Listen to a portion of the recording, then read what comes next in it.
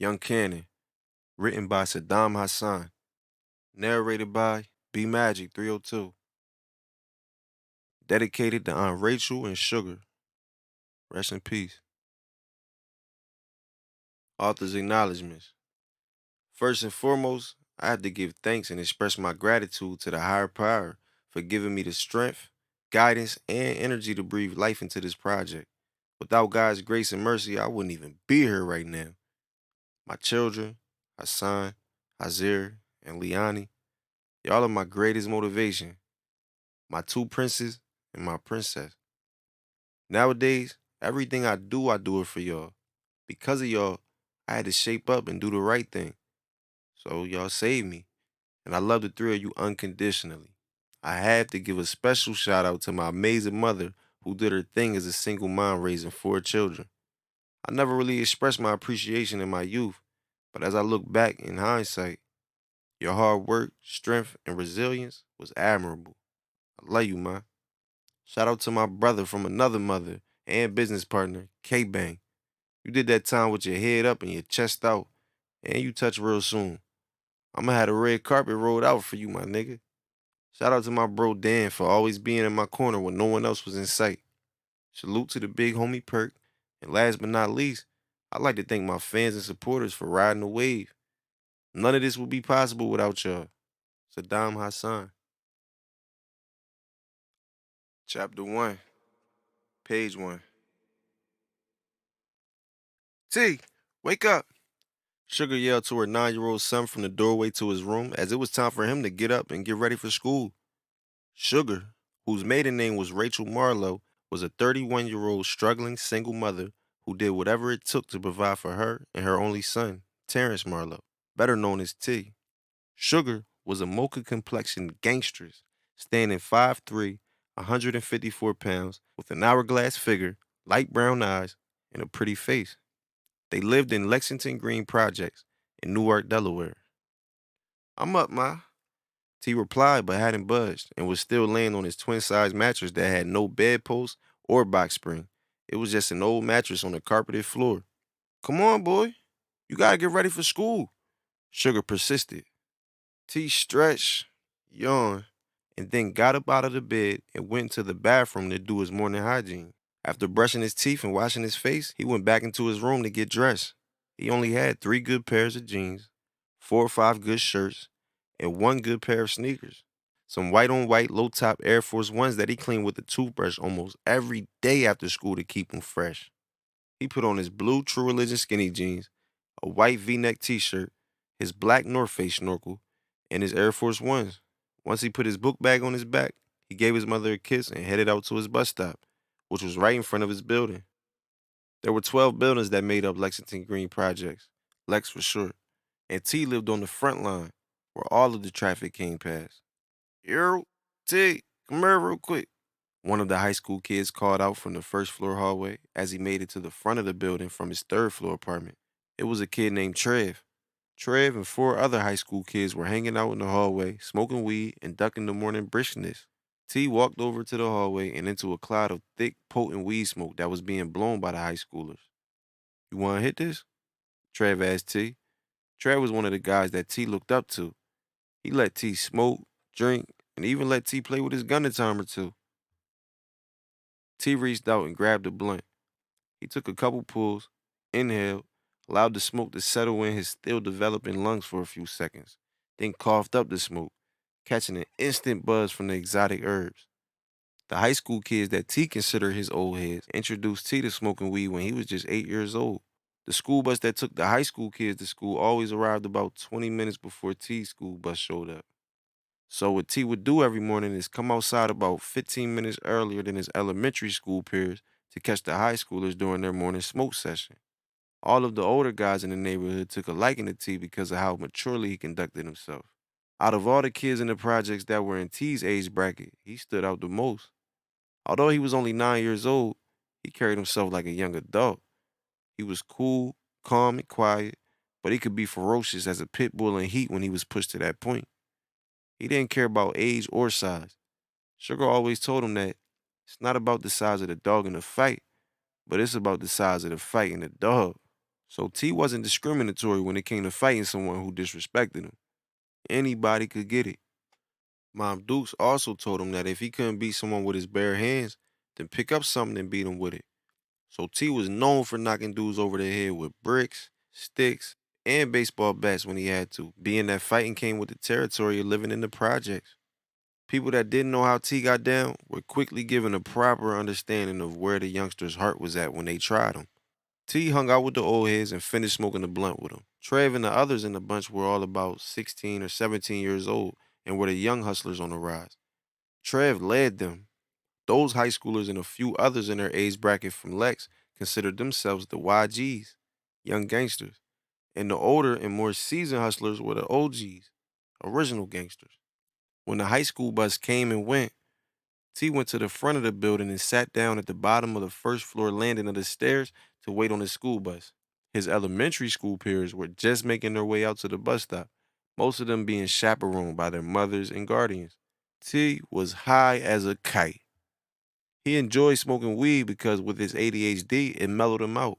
Sugar wouldn't allow him to take the medications that the doctors wanted to prescribe to him for his diagnosis. It also helped him to cope with his living situation. Unlike others his age, T was well aware of his mother's struggles, and he empathized with her, feeling all of her pain.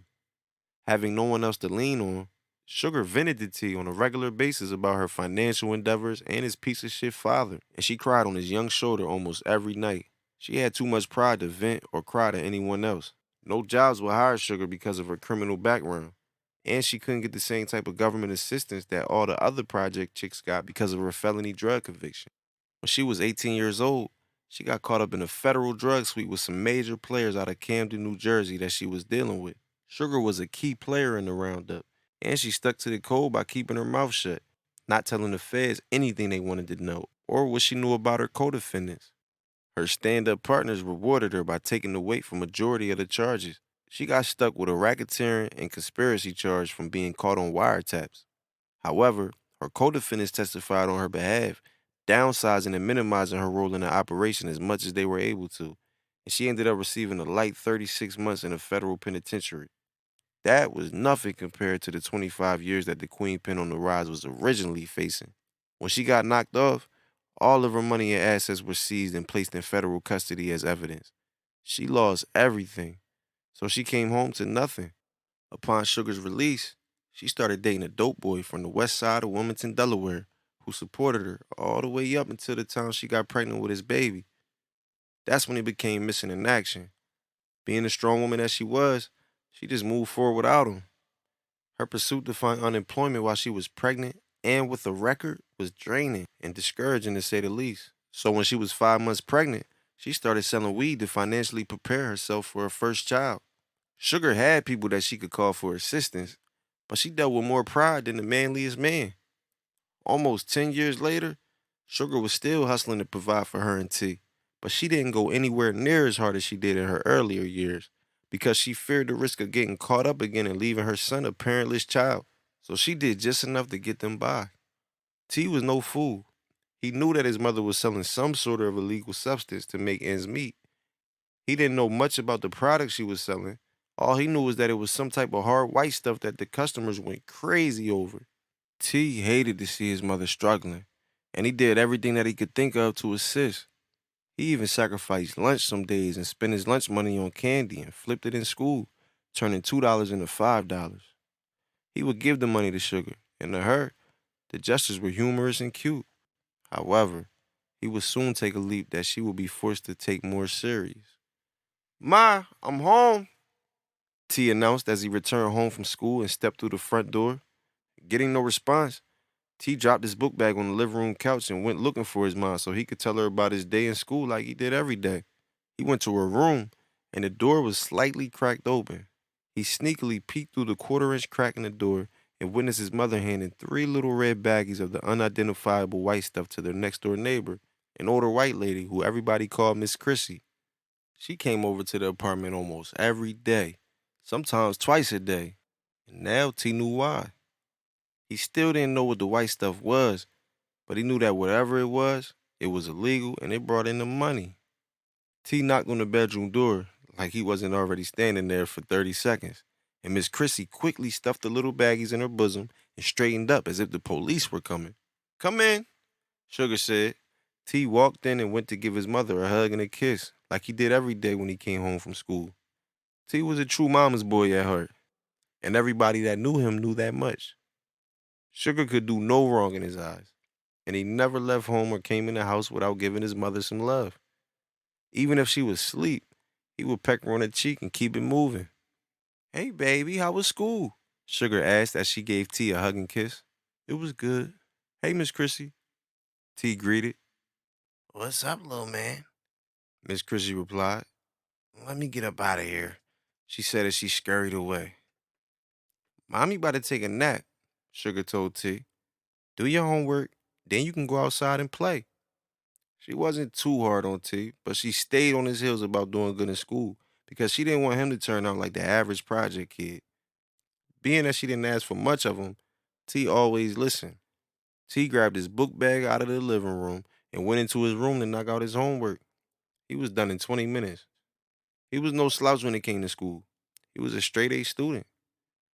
He didn't love nor like school, but he knew that doing good in school was the one thing that would make his mom happy and put a smile on her face. So he put his best foot forward in school. When he finished his homework, he went to let his mom know that he was going outside. He barged into her room and saw that she was asleep on her black futon couch. He kissed her on the cheek, and just as he was about to leave the room, he noticed some clear plastic hanging out of his mom's purse on the coffee table, just about a foot away from the futon couch. T had never stolen anything from his mom before, and he would never bite the hand that fed him.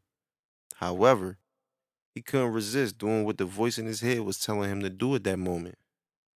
He reached into his mom's purse and pulled out a sandwich bag filled with small red baggies, which he found out later were 12 by 12 skinnies of the white stuff. He took 5 of the little red baggies and threw them in his mouth, tucking them in the side of his cheek, like he witnessed the old heads do on the block. Then he put the sandwich bag back where he found it and left. 10 minutes later, T was standing in front of his building waiting to catch someone that he could sell the white stuff to. He hung out on the block with the old heads all the time and was very observant, taking in everything that he heard and saw and storing it into his mental Rolodex. So he knew what type of people bought the stuff and even what to say to negotiate a deal with the customers. The only thing he couldn't figure out was how to get the buyers to come to him because he wasn't a known hustler, and his building wasn't one of the buildings that dudes hustled out of. The hustlers did sell their drugs on the front line because they could stop traffic before it came all the way into the projects. But it was the front line on the other side of the projects that was jumping. There were 5 buildings on the front line. 2 of those buildings were on T's side, and the other 3 were on the other side. The rest of the projects was considered the back, where you had to pull into the projects or walk through one of the frontline buildings to get to. The front line on the other side of Lex was always popping. That's where all of the buyers went. Sometimes they crept through to the back, but T's building and the building connected to his weren't known for being places of business. So T started scheming and plotting on a way that he could attract some customers. Inconspicuously, though, because he didn't want to draw any unwanted attention to himself and let people know what he was up to. If he wasn't doing business with him, then he didn't want him to know his business. Suddenly, he was struck with an idea. He figured he could walk down to the other side of the front line, chill with the old heads like he did on the regular, and wait for the police to ride by as they eventually would. Every time the cops rolled down the front line, all of the hustlers automatically scattered and split like roaches when the lights came on, and they wouldn't return for about 10 to 15 minutes when they knew the coast was clear. The little strategist planned on using the window of opportunity to direct some customers down to his building because when the hustlers dispersed, the customers never stopped coming, and the cops rolled by almost every hour to make their authoritative presence felt. So T walked down to the other side of the front line and posted up with the old heads, both YGs and OGs, after shaking all of their hands. Under the staircase, 4 or 5 dudes were shooting craps with money all over the pissy concrete floor. A few cats were posted up on the second floor, looking over the balcony. A couple hustlers stood directly in front of the building, looking to be the first to get to any customer that came through. Customers were coming in and out of the building non-stop. Some of the hustlers were even running up to the customers' cars before they were able to get out, just like T expected. About 10 minutes later, the headlights of a cop car could be seen coming from about a football field away and got noticed. One time, one time, a few dudes shouted out, alerting everyone that the cops were coming. And in seconds, apartment doors could be heard slamming shut as people were dipping in the spots. And just like that, the block was vacant. The only person left out there was T. The squad car rolled right by and left the projects just as fast as it came. Two customers were bending the corner, turning into the projects and walking T's way down the sidewalk before the cops even turned off the front line. It was a middle-aged black man and a black woman that looked like she was a rough 30 years old. T knew what a customer looked like just from paying attention to what went on around him, and the majority of them looked bugged out and antsy, like the two that were coming his way. When they got in front of the building, the female spoke up. "Where everybody at?" she asked, just speaking out loud, looking around and not paying T any mind. "Come with me," T told him and started walking down the front line to his building with the two customers following right behind him. "Who you talking to, us, little man?" the lady questioned, wondering where T was headed. "Don't worry, I got y'all," T simply replied and kept it moving. They just wanted to get high, and nobody else was out, so they continued to follow him. T walked into his building and under the staircase where he couldn't be seen, and he spit all 5 bags into his hand. He didn't know what the little baggie sold for, so he decided to just allow their reactions to tell him. He held his hand out with all 5 saliva-covered baggies showing. "What's these, dimes?" the female asked as she grabbed one of the bags with her thumb and pointer finger and squeezed it, paying no attention to the spit that it was covered in. The man was just standing there with his hands in his pockets.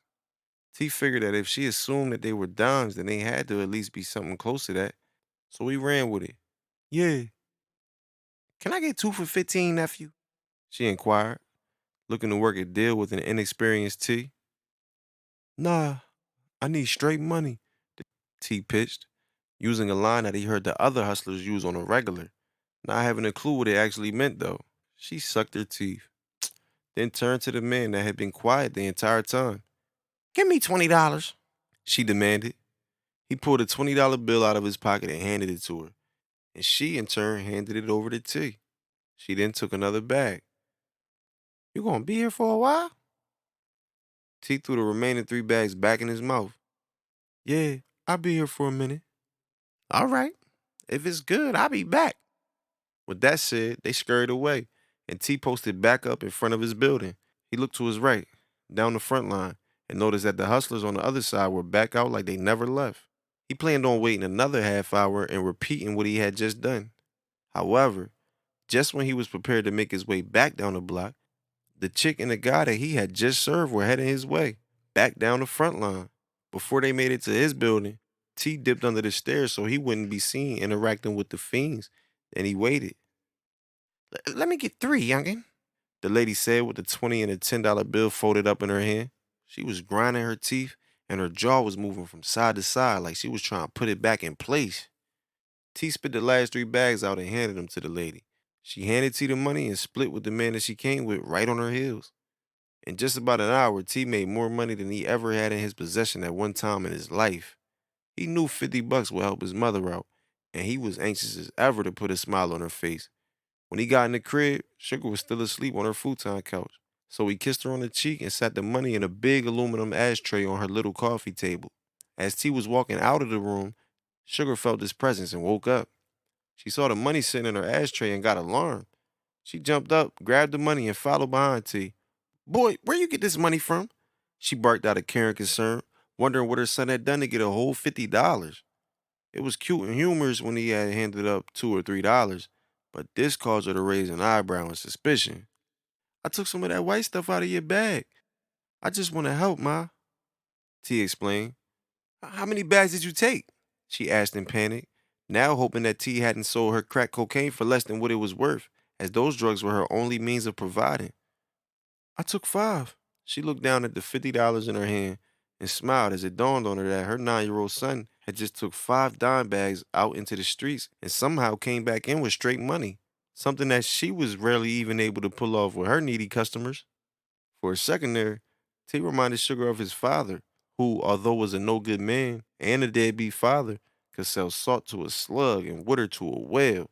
"T," Sugar said in a calm tone, I understand that we struggling a little bit, baby, but you are too young to be out here selling crack. This is a grown folks game. I appreciate you trying to help, but let mommy worry about providing, okay? I don't want to stop, Ma, T expressed. I hate to see you suffering all the time. Plus, it's too easy for me. I'm only 9, so nobody even pay any attention to me, he insisted with enthusiasm. Sugar looked into her baby's eyes and saw an ambition. Sugar looked into her baby's eyes and saw an ambition, determination, and excitement that she knew all too well. There was nothing she could do to combat what he was experiencing and ultimately what it would lead to. She refused to allow her son to go out into the streets and follow the direction of some half-assed leader because she knew that T falling victim to the streets was inevitable at this point as he had already gotten a taste, and there was no doubt in her mind that outside influence in the street would have malicious intent and wouldn't have T's best interests at heart. T was already at risk just from growing up in the projects, but she could tell that experiencing the rush of fast money had already brainwashed him.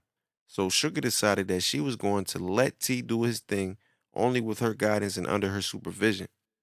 Come here, boy, Sugar said and walked back into the room with T right behind her. She went into her dresser drawer and pulled out a black six-shot 22 caliber revolver with a wooden handle.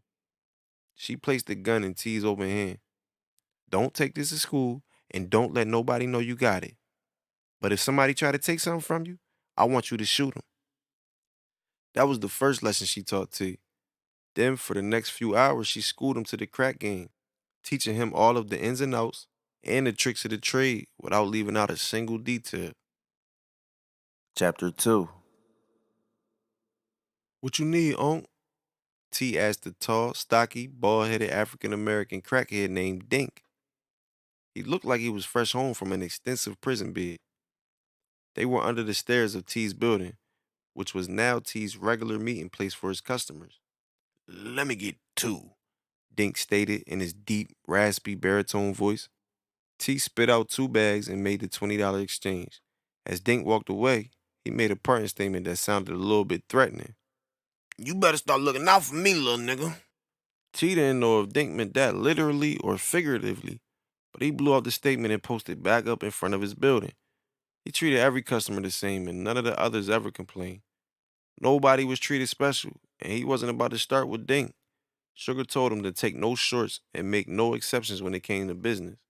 For 2 months straight, T posted up in front of his building after school and did his thing, making anywhere from $200 to $400 a day during his 6-hour day shifts, Monday through Friday shifts.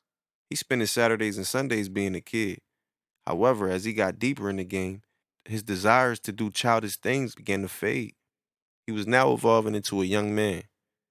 Sugar still had her New Jersey connections on raw cocaine for a decent price compared to what it was going for, but she only bought an ounce a month that she would cook up in the crack. She could have turned up at any moment, but she only dealt with 3 customers because she didn't want to put herself out there again and risk being caught. Her customers were super loyal because she kept them more than happy, while majority of the hustlers in the projects were bagging up 2,500 off an ounce of low quality crack. Sugar bagged up 1,400 of grade A product and sold dimes that were the size of the average $20 rock. With tea involved, she still cooked up the coke and bagged it up, and she still dealt with her regular customers. But now she was purchasing 3 ounces as opposed to just one because T was doing 2 a month by himself. She had saved up over $3,000, caught up on her bills, and she was even able to treat hardworking T to a light shopping spree. However, things were about to take a drastic turn. By following in his mother's footsteps on the business side of things, T gained some loyal customers of his own that came to see him every day after he got out of school, and they never complained. He was now aware of the fact that he had the top of the line product in $10 bags that could have easily sold for 20. Knowing this, he took no shorts because the fiends were already getting blessed. It was to the point where the customers didn't even attempt to negotiate deals with the Iron Fist youngster anymore. They already knew what it was. Right when T was about to take it in for the night, Dink popped back up. So T went under the stairs to serve his last customer for the night. I got a hundo, youngin', Dink said, towering over T with a $100 bill visibly hanging out of his giant hand. T only kept 5 bags in his mouth at a time, so he had to go to his stash to get 5 more. Wait right here, he told Dink as he walked into the first floor hallway of the building. His stash was up in the soft tiled ceiling of the hallway. You could push the tile up, and there was enough room up there to stash almost anything. Before T could reach up into his stash, his intuition started speaking. It dawned on him that Dink had never spent that type of money, even if he had it. In the 2 months T had been dealing with Dink, he never spent anything more than $20. This is when T began to question Dink's intentions, and he thought about the threat that Dink made earlier. T's instincts were telling him that something wasn't right, and one of the things his mother taught him was to always trust his gut feelings. But before he could react, T heard the sound of a pistol being cocked behind him. T turned around, and a big, shiny chrome semi-automatic pistol was just inches away from his face, and he was staring down the nickel-sized barrel of Dink's gun. T almost shit his pants in fear, but he fought to maintain his normal, calm composure and not seem too scared. "Give me all that shit, little nigga," Dink demanded with a scowl on his face, looking like a real live monster. "I want everything." "All right, chill." T coaxed with his hands up in submission. I gotta grab it out the stash." "What the fuck you waiting for?" Dink roared. "Hurry the fuck up." T turned around and went up to go reach into the ceiling stash. As he was filling up in the ceiling, he remembered what his mother told him to do if someone tried to take something from him. So instead of grabbing his pack, he felt around for his gun. He kept the gun cocked. So when he got a hold of it, he just spun around and pulled the trigger. Bow! The first shot rang out, sounding like a firecracker, catching Dink off guard as it struck him in his chest. With the gun still in his hand and his eyes wide, Dink grabbed for his chest like he was pledging to the flag. T kept shooting. Bow, bow, bow, bow, bow. Click, click, click. He emptied the gun all into Dink's frame and looked into his bulging eyes as he dropped to his knees, then fell flat on his face with the gun still clutched in his unresponsive hand. T looked down at Dink's body and just knew that he was looking at a dead man. So before people started coming out of their apartments being nosy and looking to see what happened, he took flight out of the hallway and upstairs to his apartment. He closed the door behind him and pulled the gun out of his pocket. He stood with his back to the door and stared down at the gun in his shaking hand. He was in shock as Dink's dying face began to flash before his eyes. When Sugar heard the front door slam, she came out of her room and into the living room, where she found her baby boy with a blank expression on his face and his gun clutched in his shaking right hand. She could tell from the way the door slammed that something wasn't right, but now she knew that something had went horribly wrong. She calmly asked, "Baby, why are you shaking with your gun in your hand? What happened?" Her mother's intuition already told her that T was forced to bust his gun. "I shot Dink, Ma." T broke out of his state of shock and said, "He tried to rob me." "Is he dead?" she asked, hoping he was so T wouldn't have to worry about looking over his shoulder or him getting T cased up. "I think so," T replied. "Did anybody see you?" she further interrogated, making sure there was no eyewitnesses that could say that they saw T kill Dink. T shook his head no. This was what Sugar feared and dreaded, but she knew that the day would eventually come when T had to prove himself, especially with him being so young. She was just glad that she prepped him well. "It's okay, baby. Just give mommy the gun and sit down." She took the gun out of T's hand and sat down next to him on the living room couch. She hugged and held him for about 10 minutes, calmly reassuring him that he wasn't wrong and he did what he had to do. Then she put the gun in her purse and left the apartment. Chapter 3.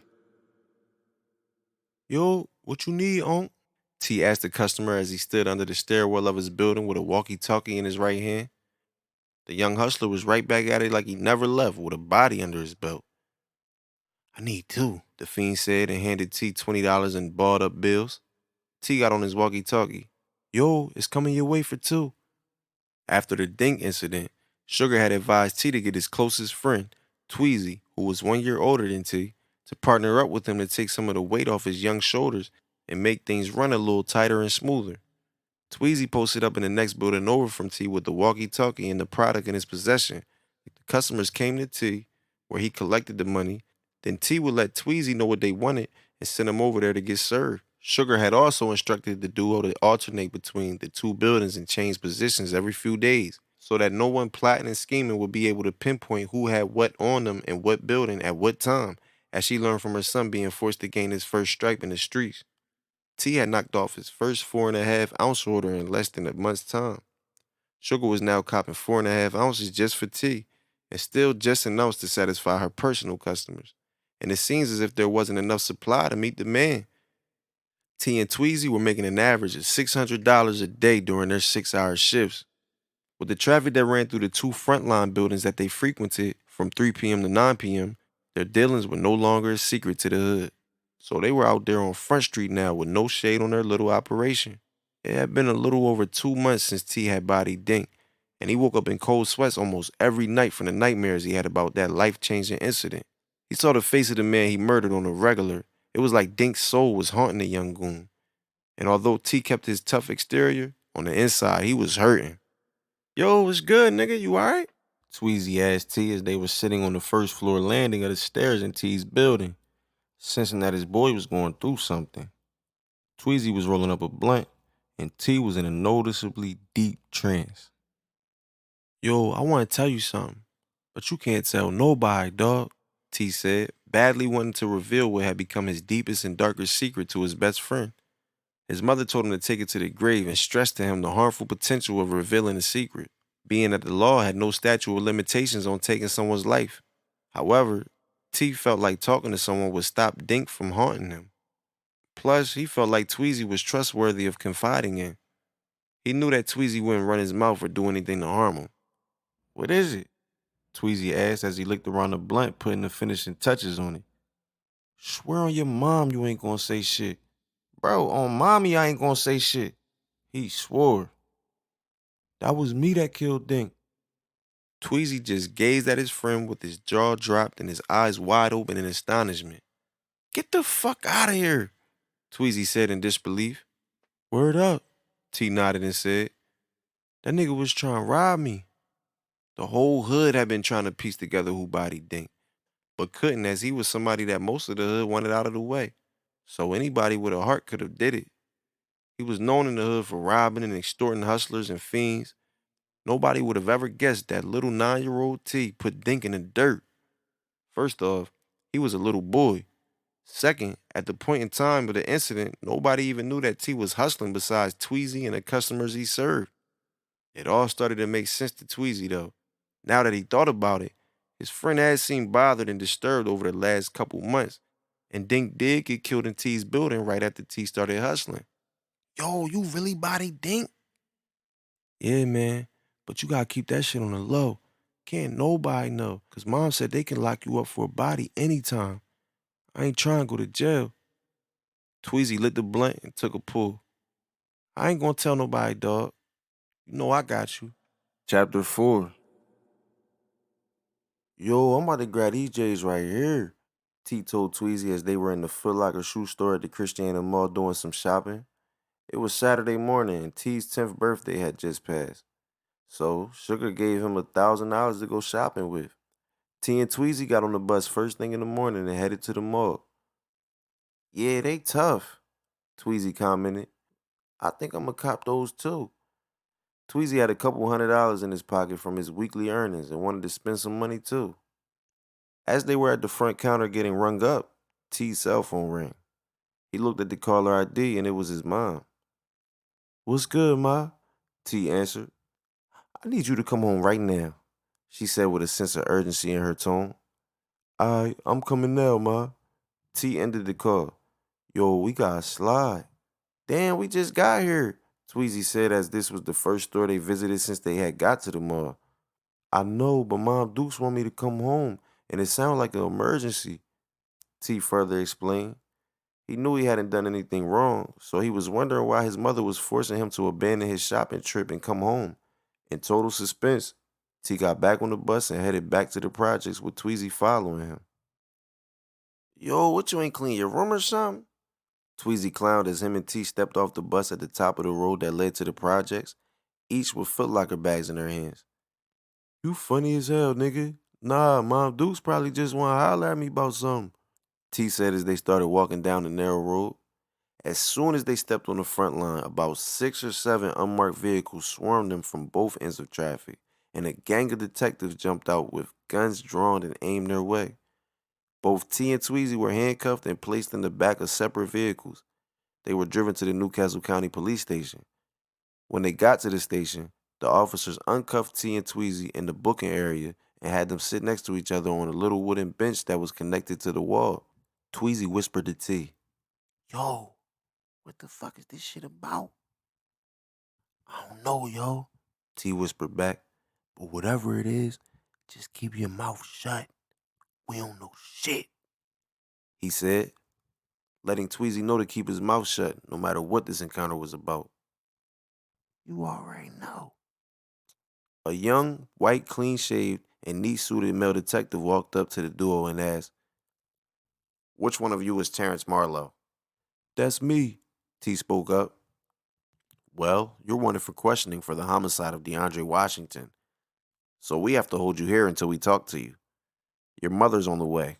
As soon as T was apprehended, the detectives contacted Sugar and told her to come to the police station because it was against the law to interrogate a juvenile without a parent or guardian being present. So they called Tweezy's mom to come pick him up and waited for Sugar to arrive to start their interview. T was taken to a freezing cold interview room with a bright light and seated at a table by himself.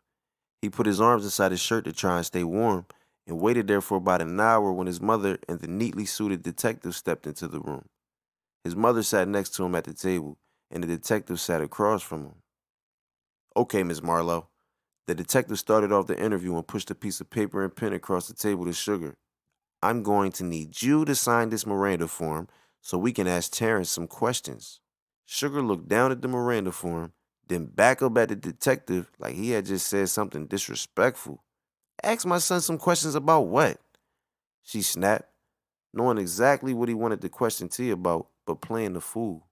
She had gotten word earlier in the day that the homicide detectives were riding around the hood looking for T, which was why she called him and told him to come home while he was at the mall. "Well, your son's name has been brought up as a suspect in a homicide investigation, and we need to ask him some questions pertaining to the incident in order for us to clear his name." "Well," she fired back, showing her hatred for the law in her tone of voice, "I ain't signing no damn Miranda form, and y'all ain't asking my baby no motherfucking questions. We want to talk to a lawyer," she stated with a twist of her lips and a roll of her neck. "Okay, he has that right, but we're going to have to place him under arrest until his name gets cleared." T looked at his mother with worried eyes, not wanting to be taken away from home. He looked like a sad puppy and was wondering why his mother was about to allow this man to take him away from her. His young mind couldn't comprehend the fact that his mother was actually protecting him. "It's okay, baby," Sugar responded to the terrified look on her son's face. She didn't want to see her son be taken away to jail, but she was a seasoned vet and knew that asking for a lawyer was the wisest thing to do when being interrogated, especially by homicide. The Miranda rights clearly state you have the right to remain silent. Anything you say or do can and will be used against you in the court of law. You have the right to an attorney. If you cannot afford one, then one will be appointed to you. So T was just going to have to be strong because Sugar wasn't about to let him speak so they could use his words against him in court. "I'll get you back home. Just don't talk to nobody unless I'm there." She gave T a firm hug and whispered in his ear, "Be strong, baby." Then she walked out of the interview room with the detective following her. They couldn't legally speak to T without his mother being present during the interview and granting consent. However, in the Commonwealth state of Delaware, hearsay was all the evidence needed to detain and work towards convicting an individual, especially if that individual didn't have a good team fighting for them. So T was processed, booked, and taken to the Newcastle County Detention Center, better known as Bridge House. Chapter 5. T walked onto the spacious housing unit full of the hardest and toughest juvenile delinquents from Delaware. He had on some state-issued tan khaki pants and a lime green state-issued t-shirt with the fresh black Air Force Ones on his feet that he was wearing when he got apprehended. You could sense the hostility in the air. The tension on the unit was so thick that you could cut it with a knife. Although T was a bit nervous, he walked onto the unit with his head up and his chest out. From the looks of things, T was the smallest and 9 times out of 10 the youngest kid on the pod, which only placed a big chip on his shoulder. He was already itching to prove that he had the heart of a wild lion. He strolled over to the correction officer's desk in the middle of the pod with a netted laundry bag in his hand, containing an extra set of state-issue clothes, flip-flops to shower in, a towel and a wash rag, a bar of generic soap, and a stick of generic unscented deodorant. T felt like every kid on the unit was grilling him, and about 90% of them actually were. However, T stared them right back down to show them with his eyes that he was just as tough as they were, if not tougher. "What's your name?" the fat black CO asked as he was relaxed at his desk, leaning back in his swivel chair with his hands behind his head. "Terrence Marlowe," T replied as he stood at the desk and looked around, observing the surroundings as there were many things taking place on the unit. There were 5 different tables spread out throughout the pod, with 5 or 6 youngsters sitting at or standing around each table playing some sort of card game. A gang of youngsters were crouched down in a circle on a thin carpeted floor playing what looked like a game of hood Monopoly. In the center of the pod, across from the CO's desk, there were a row of young cats who were seated on the green, hard plastic couch watching the big screen TV that was on the metal entertainment center on wheels in front of them. "All right, you lock in cell 12. Go ahead and drop your stuff in your cell, and you can come on out for rec." T walked over to his cell, and the door was already cracked open a bit. He stepped into the small, one-man room, and before he could drop his things on the bed, a short, stocky Spanish kid with a curly afro and a missing front tooth popped up at his door, like he was stalking T. He was obviously only a teenager, but he looked like he was at least 20 years old. "Yo, what's good, little nigga?" the Spanish kid asked as he looked T up and down. T dropped his stuff on the bed and poked his little chest out. "What up?" T replied defensively, trying to prepare himself for whatever it was that was about to come his way. He had heard a ton of stories from older kids in the hood about things that went down in Bridge House, and the last thing he wanted to do was become a victim. He refused to be a victim. He'd much rather be the aggressor. "What's your name?" the big guy asked. "T." "All right. They call me Suave. Where you from?" "Lex." "Oh, all right. Hold up." Just like that, Suave left the doorway and T was left not knowing what to think. Did Suave have something against dudes from Lex? Was Suave on his way to round up his goons to give T one of the infamous Bridge House beatdowns that he had heard so many stories about? Or the dude wanted his fresh sneakers? T didn't have it figured out. However, he had his fist balled up at his sides, ready to go out with a bang if he had to. A few seconds later, Suave appeared back at T's cell door, but this time he had company with him. "You know him?" Suave asked the familiar face standing next to him. T finally let his guard down, eased up, and cracked a smile because the person standing next to Suave was Trev, one of the YGs from the projects. Trev had been locked up for about a month now after being caught with a gun in his possession that was linked to a shooting incident that took place not too far from Lex, where someone was badly wounded. So he was facing time for the gun and the shooting. "Oh, shit!" Trev exclaimed, cracking a smile as well, just as excited to see T as T was to see him. "What's up with you, little nigga?" T was so happy to see a familiar face in such a hostile environment that he skipped past the handshake and went straight in for a hug. "Fuck you doing in here, boy?" Trev asked as they let each other go and Suave walked off to give him some privacy to catch up. "They trying to charge me with a body," T replied. "Oh, yeah?" Trev said in surprise, but knowing that out of all of the young boys in the projects, T was probably the only one that he could see catching a body. "Who they trying to say you body?" "The nigga Dink." "Damn, that's crazy." Trev shook his head and said, "I don't even want to know if you did that shit or not. That ain't nobody business but yours. Whatever happened, take that shit to the grave, my nigga. And don't talk to none of these niggas about your case. Nobody. A lot of these fake ass tough niggas want to be rats on the low, just looking for ways to get home," Trev spilled, reiterating some of the things that his mother had already told him. Trev laid down the laws of the land to T and showed him how to conduct himself in jail, which was quite simple to T. He was basically telling T to just be who he was. After showing T who was cool and who wasn't, he told him to mind his business and never back down from a fight, something that he was going to live by regardless. There were a few more dudes from the projects on the unit, but majority of the jail was from Wilmington, either North Side, East Side, West Side, South Bridge, or Riverside, and everybody rolled with their hood when shit popped off. And shit did pop off. 2 years later. "Hey, Ma." T greeted and hugged his mother as he came around the rectangular wooden table to give her a hug. They were in the mess hall, cafeteria, which was also where the visits were held on Saturday and Sunday nights. Sugar came to visit T every week faithfully to keep him updated on what was going on in his case and to show him moral support.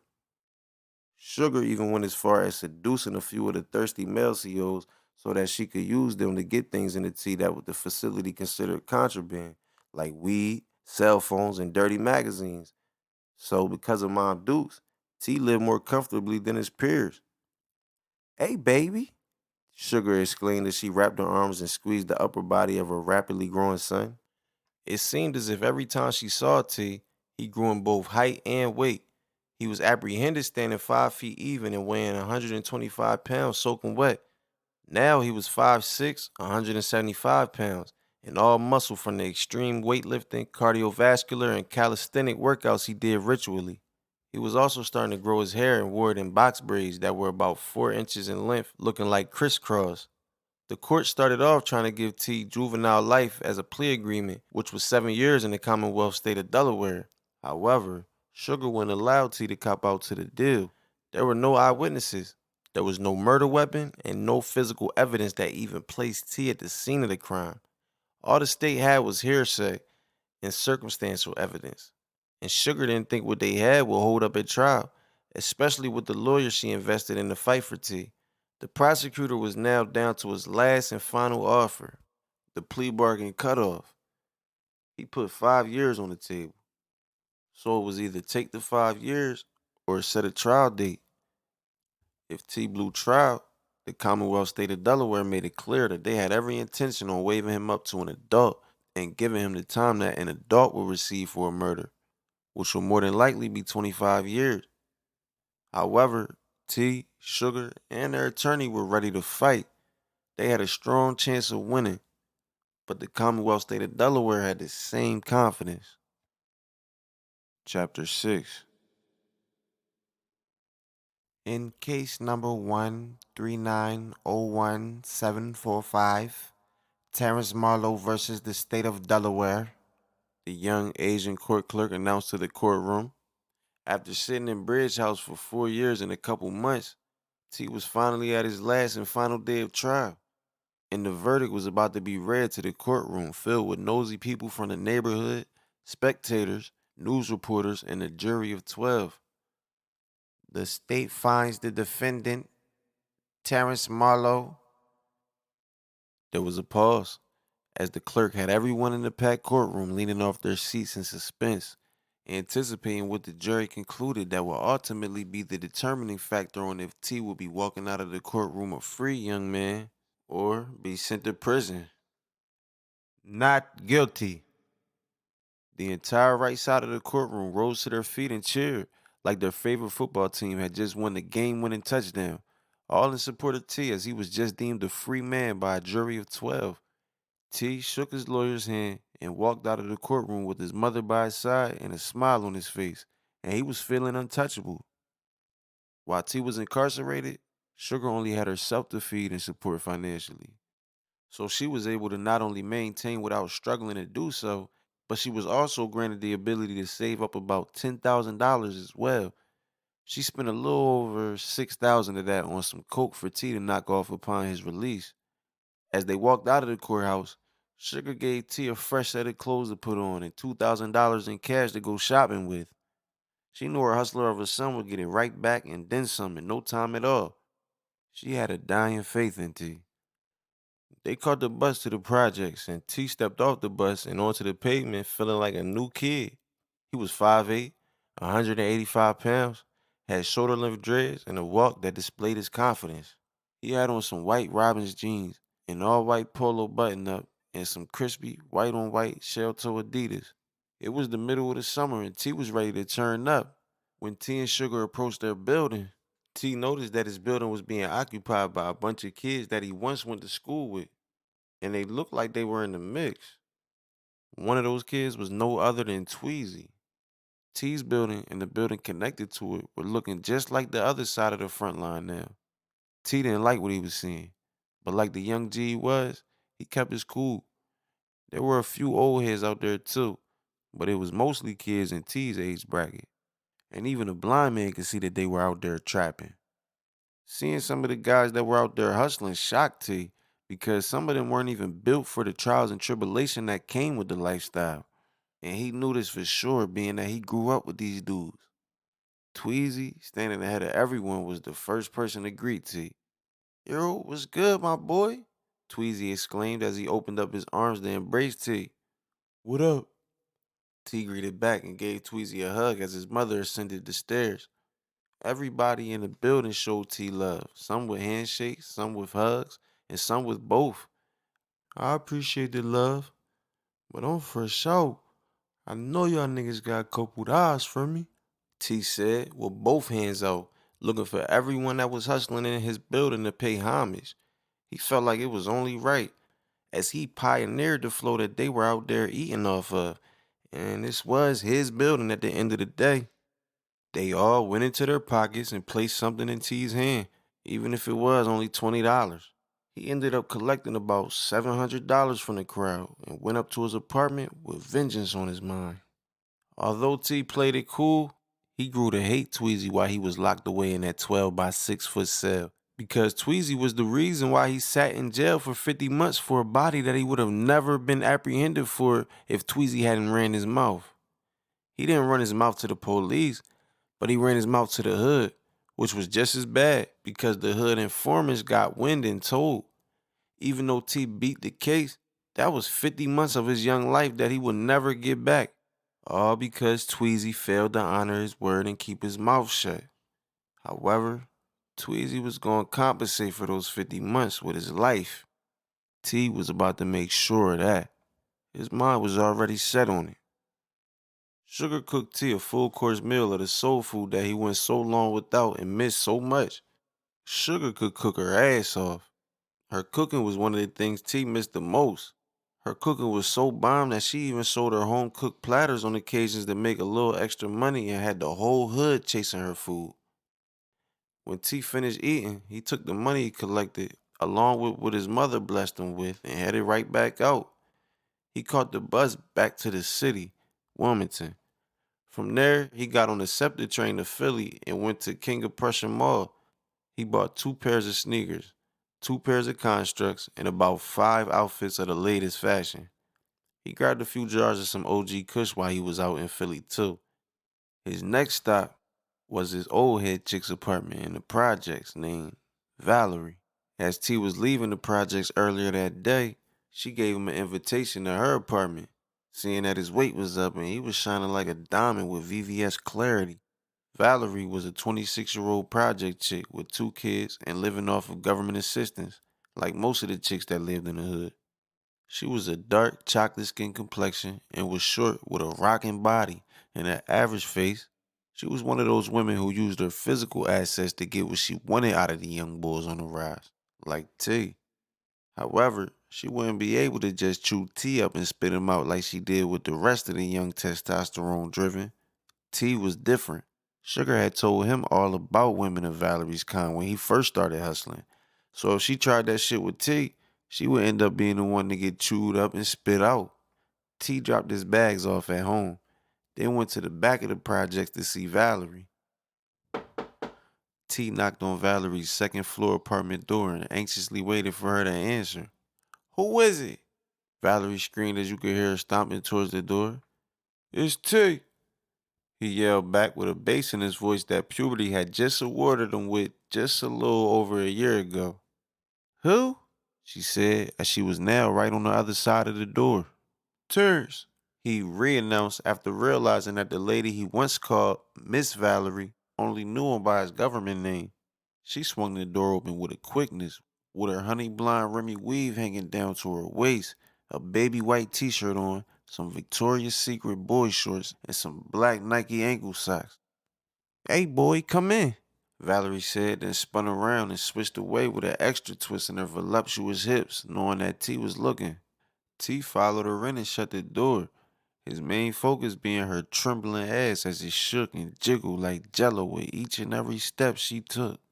He was in so much of a trance that when she stopped just short of her bedroom door, He accidentally ran into her from behind.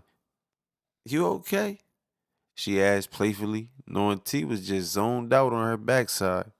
Yeah, I'm good, he said, feeling a bit embarrassed but playing it off. My kids is with their dad right now, so I got a couple hours, she hinted, then stepped into her room. All right, so what you trying to do? T aggressively asked, getting straight to the point as he followed her into the master bedroom. Look at you getting all grown and shit, she responded, liking his aggressive approach. She sat on her queen-size bed, facing T, as he stood directly in front of her to where she was at eye level with his waist. You had some pussy before? She questioned, hoping and praying that he was a virgin. She wanted to be his first so she could turn him out and have him fiending for her, like she was crack and he was the addict. That's how she had all of the young boys. And after the first hit, she made him pay for that crack. Yeah. T lied through his teeth, wanting Valerie to think he had some type of sexual experience under his belt so she wouldn't think less of him. You ever had your dick sucked? Yeah. He lied again. Without saying another word, she undid T's belt buckle and unbuttoned his jeans. His young but impressive manhood was already standing at attention just from the mere thought of his first sexual encounter being seconds away. He just looked down and waited to feel the sensations that he heard so many stories about while he was in Bridge House. Dudes quickly grew to respect T while he was in there, but when the joke was on him, he caught hell for being the only person who admitted to being a virgin in the detention center. Let all the other juveniles tell it, they all were skilled vets at having sex and smashed more chicks than they could count. Valerie ended up sucking T off until he nutted in her throat. She gracefully swallowed that, got him back hard again, then gave him the ride of his young life. 45 minutes later, T was rolling up a blunt of that OG Kush he bought while he was in Philly. He then got dressed and lit it up while Valerie was still laying ass naked in the bed.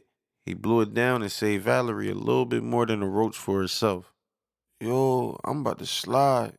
That was fun though, T told Valerie, who was damn near burning her lip trying to smoke T's leftovers. Where you going? She whined. I'm about to go get this money. I'll slide back through to kick it with you when I find some time, though. T vacated Valerie's spot and walked home feeling like he just evolved from a boy to a man. The pussy and head that he just got was wonderful and but all he could think about was slaughtering Tweezy. In T's eyes, his ex-friend was just as guilty as a rat, so he had to treat him like one. Hey, baby. Sugar greeted T as he stepped into the apartment to her sitting on the living room couch watching the big plasma TV. Where are you coming from? I was just out, ma. Mm-hmm. She replied as she cut her eyes at her son and looked him up and down with her lips twisted. T went into the kitchen to make himself another plate, and Sugar kept going on. Don't be out here falling for these bitches' traps, T. Remember what I told you. All they gon' want is your money.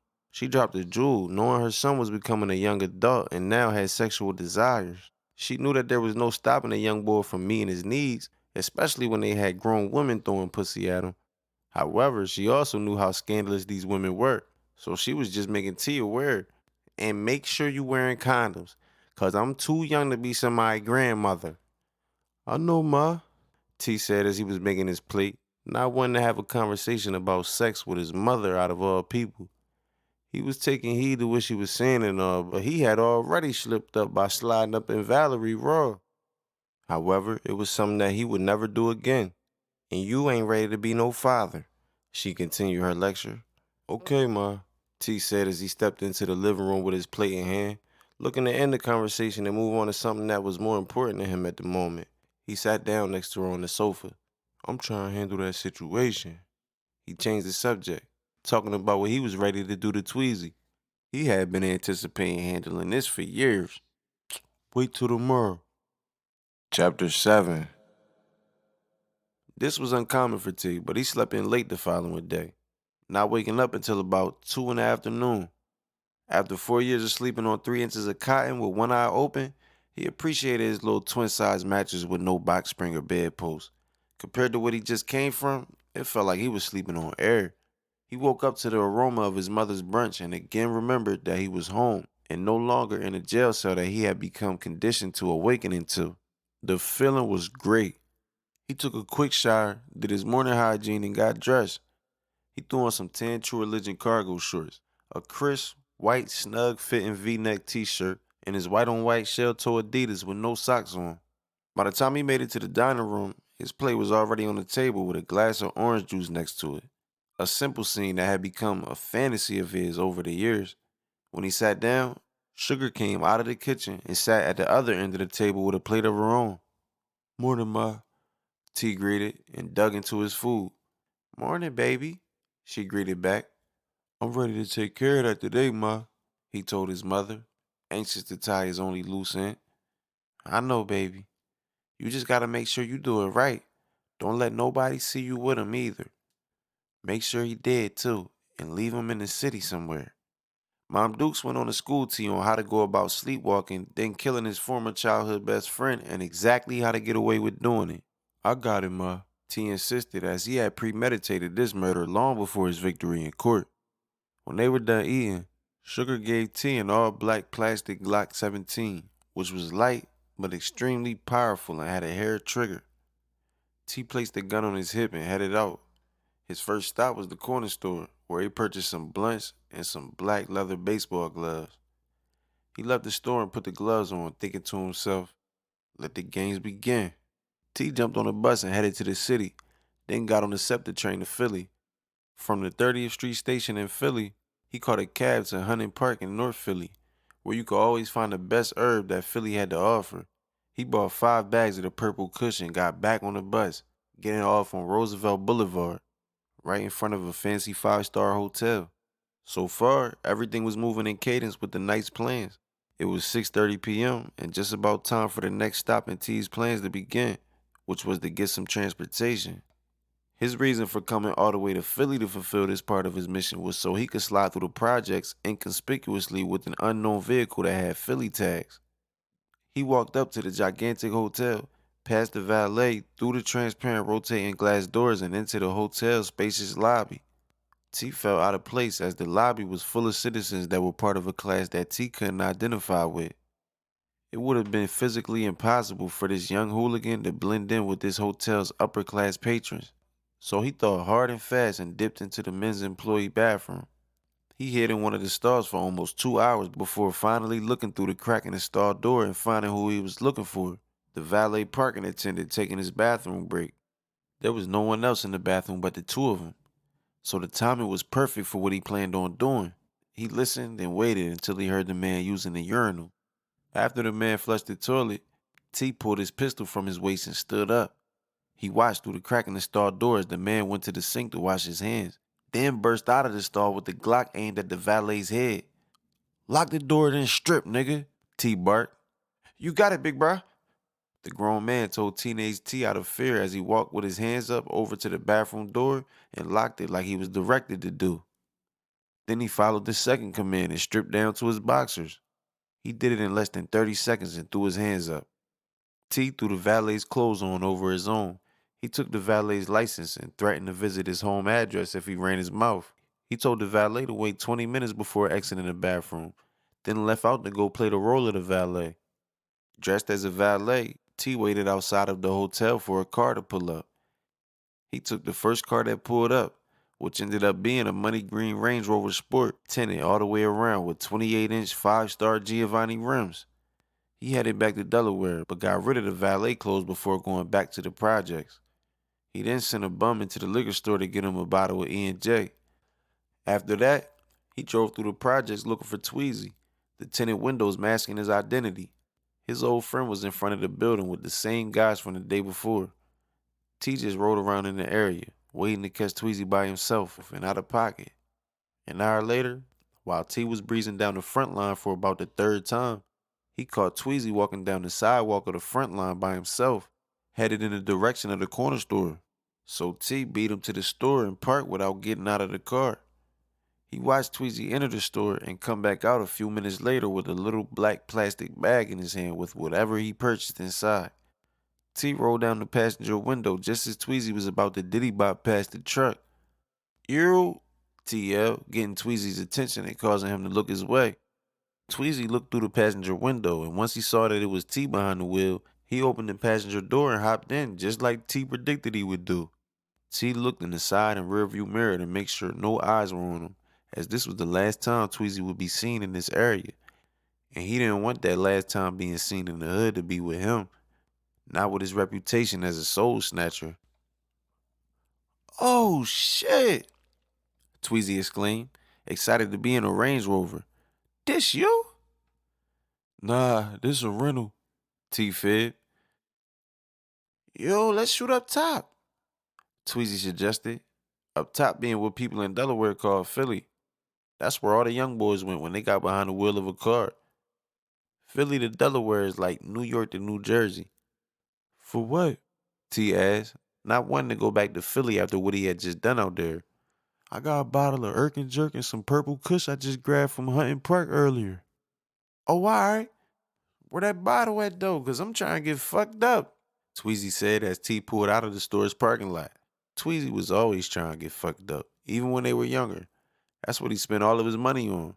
T used to tell him that his desire to always want to be drunk and high would be his downfall, and that premonition was about to be proven correct. T grabbed the bottle that was in a little brown paper bag in between his legs and handed it to Tweezy to bust open. "We about to go to the city to bag some hoes," T stated, with hoes actually being the last thing on his mind. All he could think about was murder. Revenge was T's prize. He had his eyes focused on it. He couldn't move forward until Tweezy was gone at his hands. As T drove to the city, the bottle was being passed back and forth. However, T was perpetrating a fraud. He didn't drink. He didn't like the way alcohol made him feel. So he acted like he was sipping from the bottle, but was really just allowing Tweezy to do all of the drinking. By the time they got to the city, Tweezy was twisted in the passenger seat, running his mouth with slurred speech and an empty bottle of E&J in his hand. "Yo, I love you, my nigga," Tweezy claimed as the alcohol brought out his emotions. "I couldn't wait for you to come home," he went on. "I loved you more, my nigga," T replied, knowing that Tweezy was too incoherent to be aware of him using the word love in the past tense. T actually did love Tweezy like a brother, but there's a thin line between love and hate, especially in this case. T couldn't wait to put Tweezy down for good. Watching a bullet pierce his skull would have given T a hard on at this point in time. Tweezy continued to babble and run his mouth belligerently, slurring to the point where you could no longer understand what he was saying. So T drove to a school playground on the east side. It was dark and quiet outside. T got out of the car and Tweezy followed behind him, stumbling behind T into the playground, still running his big mouth. After making sure they were the only people in the park, T whipped out his pistol and turned to face Tweezy, who had laid down on the park bench and continued to chatter away. He was too out of it to even see himself being lined up. T cocked his pistol back. Ch-ch. Tweezy turned his head T's way at the sound of the pistol being cocked and stared right down the barrel of the Glock that was in T's gloved hand, catching one right to the forehead, sending a chunk of his brain matter and blood flying every which way. T followed up with a succession of shots that ripped through his face and head. Blocker, blocker, blocker, blocker, blocker. T dropped the gun on top of Tweezy's lifeless and damn near decapitated body and jetted back to the truck. He drove back to Newark, ditched the SUV down the street from Lex, and took it in for the night. Chapter 8. You gotta put 6 grams of baking soda on every 8 grams to bring back a good amount and still have some drop. Sugar educated T as she measured out the baking soda on the handheld digital scale that was sitting on the kitchen counter. She then dropped the baking soda into the 16-ounce Pyrex measuring cup that had the 28 grams of coke in it. "Now I'm gonna cook this one, but you gonna cook the next one, and make sure you pay attention, cause if you fuck this up, that's your money you fucking up." T watched his brilliant mother of a teacher attentively as she stirred, whipped, and created crack rocks out of powdered cocaine, baking soda, heat, and a flick of the wrist. T took into account every detail of his mother's veteran cooking skills. When she was done, T was a bit nervous about messing up his first batch, but for the most part, he was ready. 20 minutes later, he had successfully whipped up his first ounce with precision. A chef had just been born. After T took care of Tweezy, Sugar presented to T his first 9 ounces of coke. She taught him how to cook the coke and the crack, because manufacturing your own product is what gives a dealer their power. You have no creative control buying crack already cooked up.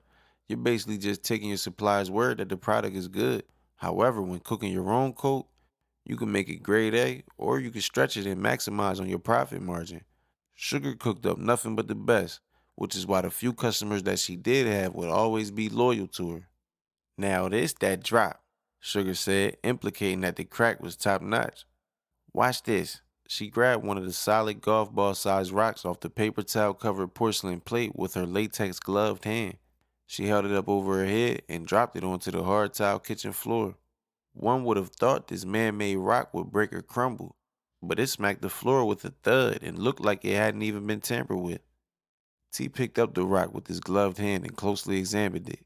He said to himself, "This all it takes to make people go crazy." Later on that day, T was back out there, but this time looking to lock down the projects. And he had already conjured up about 10 different marketing strategies to do so. He was starting with plan A, which was building up a supreme clientele and getting the dudes that hustled in his building to either roll with him or roll out. Sugar and T had cooked up that whole 9 ounces. T bagged up individual grams in sandwich bags and decided that he was going to put them on the market for $45 a piece for whoever came to get them, both fiends and hustlers. The fiends were automatically going to flock to him with those prices on such good product. And the hustlers ran into so many droughts that as long as T was consistent, which he would be, they too would eventually come crawling to him at some point. "I see y'all out here," T acknowledged as he came down the stairs to the group of middle school and high school kids that were hustling in front of his building, eating off the flow that he pioneered. "Where my boy Tweezy at?" T asked, knowing firsthand where he was, but strategically playing the inquiring mind. "I don't know," one of the loitering teens replied. "I ain't seen that nigga all day." "Well, I got grams for 45, and I'm out here," T calmly stated and walked off with a Nike knapsack on his back that contained the 9 ounces of bagged up crack, a handheld digital scale, and a nickel-plated semi-automatic Smith & Wesson .45 caliber with an extended clip that was filled with hollow tips. He walked back to Valerie's spot. Her kids were running around the house, so he knew getting some pussy was out of the question. That wasn't his intent anyway. Instead, he had a proposition to present to her. "So, what's up, young one?" Valerie said as she sat next to T on her black leather living room sofa. T took the knapsack off his back and sat it on his lap. "Roll this bud up," T demanded, handing her a $20 bag of purple kush and a backwood. T flipped through the channels on her TV as she rolled up the blunt. Her sons, one being 3 years old and the other one being 4, mischievously ran around the apartment half naked with little nappy afros. "Where you get this weed from?" Valerie asked as she lit up the blunt of cushion and held the first pull, not accustomed to smoking the finest. "That's purple kush. I got that shit from up top." "This some kill," she said, meaning it was good. She passed T the blunt, then coughed. "Hey yo, I got an easy way for you to make a couple of dollars real quick." T began to pitch, then took a few pulls and held in the smoke until it started to put a strain on his lungs. "I ain't selling no drugs for your little ass, so you can forget about that." "Nah," he replied, releasing the cloud of smoke that he was holding in. "I just need you to hold some shit down for me, and I'ma give you $250 a week." He passed her the blunt back and continued. "I know you could use a little extra change. That's a stack a month that somebody else gonna get if you don't jump on it." "When I'm gonna get paid?" she asked, already biting the bait. "I got your first $250 right now. All you gotta do is tell me you on deck." T pulled a knot of money from his pocket and started counting out bills with the blunt hanging from his lip, waiting for her to say she was on deck. She stared at the money with hunger and desperation in her eyes. Then she put her hand out for her first payment. He paid her before pulling the 250 grams of cook-up out of his knapsack. It was in a big Ziploc freezer bag. He took out 10 of the individually bagged grams and gave the remainder of the quarter key along with the scale to Valerie to put up. She stashed the work in her bedroom closet and gave T the spare key to her apartment, just in case he ever had to get to his stash when she wasn't home. T had just solidified his first trap house. Chapter 9. "Give me 40 grams, T told Valerie as he sat on her couch, puffing on a blunt. He was about to head back out to cover the orders that his customers were waiting on. T had been home a little over 90 days, and he was that dude in the projects. He allowed dudes to hustle in his building and the building connected to it, but only if they followed his rules and regulations. He felt that he had the authority to set his own rules and regulations, being as though dudes were shitting where T was eating. His rules and regulations were to buy off him, hustle for him, or pay a weekly homage. He spoke to everyone individually, and no one contested his ruling, because even though the state wasn't able to prove at trial that T murdered Dink, everyone knew he did. And just knowing that T was willing and able to kill made most fear him and others respect him. They definitely didn't want to try him, so everyone just fell in line. Valerie stepped back in the living room with a sandwich bag in her hand that had 40 separately bagged grams in it that T requested. "You need anything else?" she asked as she handed T the bag. "Nah, I'm good," T replied, then passed her the blunt he was smoking. "You alright though?" "Yeah, I'm alright." With that said, T put his coat in his knapsack and threw the knapsack on his back. Along with the coat for whatever orders he had lined up, T also kept in his knapsack his gun and a ski mask. He also kept a baseball glove on his right hand, his shooting hand, in preparation for the many unfortunate possibilities that come with the lifestyle he was living. If his hand was ever forced to bust his gun on some spontaneous shit, he would have the tools to do it right and not too recklessly. T was now buying a half a key every 2 weeks and was paying $27 a gram from his mother's connect, a price that he knew for sure nobody in the projects was paying anything close to. He made $18 a profit off of each gram. He had 10 fiends that came to see him every day, spending nothing less than $45 that he charged per gram. Then he had the dudes that were trapped before him in his building and the conjoined building. Last but not least, he had the other project hustlers, even the OGs coming to him for 20 and 30 grams here and there. T was up $50,000 and still climbing because there was still so much more money to be made. His crack had the hood in a frenzy. It was looking like the 80s all over again out there. Competition was non existent, and there was only a handful of hustlers in the projects that didn't purchase their product from T, probably out of pride and ego. The crack practically sold itself. T had another chick in the projects whose apartment he made his second trap house. Her name was Ariel. She was in her late 20s and stood 5'2" with a petite body frame, light skin, and a pretty face. With T's G'd up conduct and irresistible sway, there wasn't a chick in the projects that he couldn't hit. So he ended up dicking Ariel down and had her stashing shit for him as well for $250 a week. She lived in the building connected to Valerie's building. Every time T read up, he stashed a quarter key at each trap house, so he wouldn't have all of his eggs in one basket if shit ever hit the fan. As T was crossing the parking lot, which split the back of the projects in half, to make his drops, he ran into Trev, who he hadn't seen since Bridge House. He was fresh home from a 4-year bid for that shooting that he ended up getting cuffed for. "Oh shit," T exclaimed, happy to see his old head.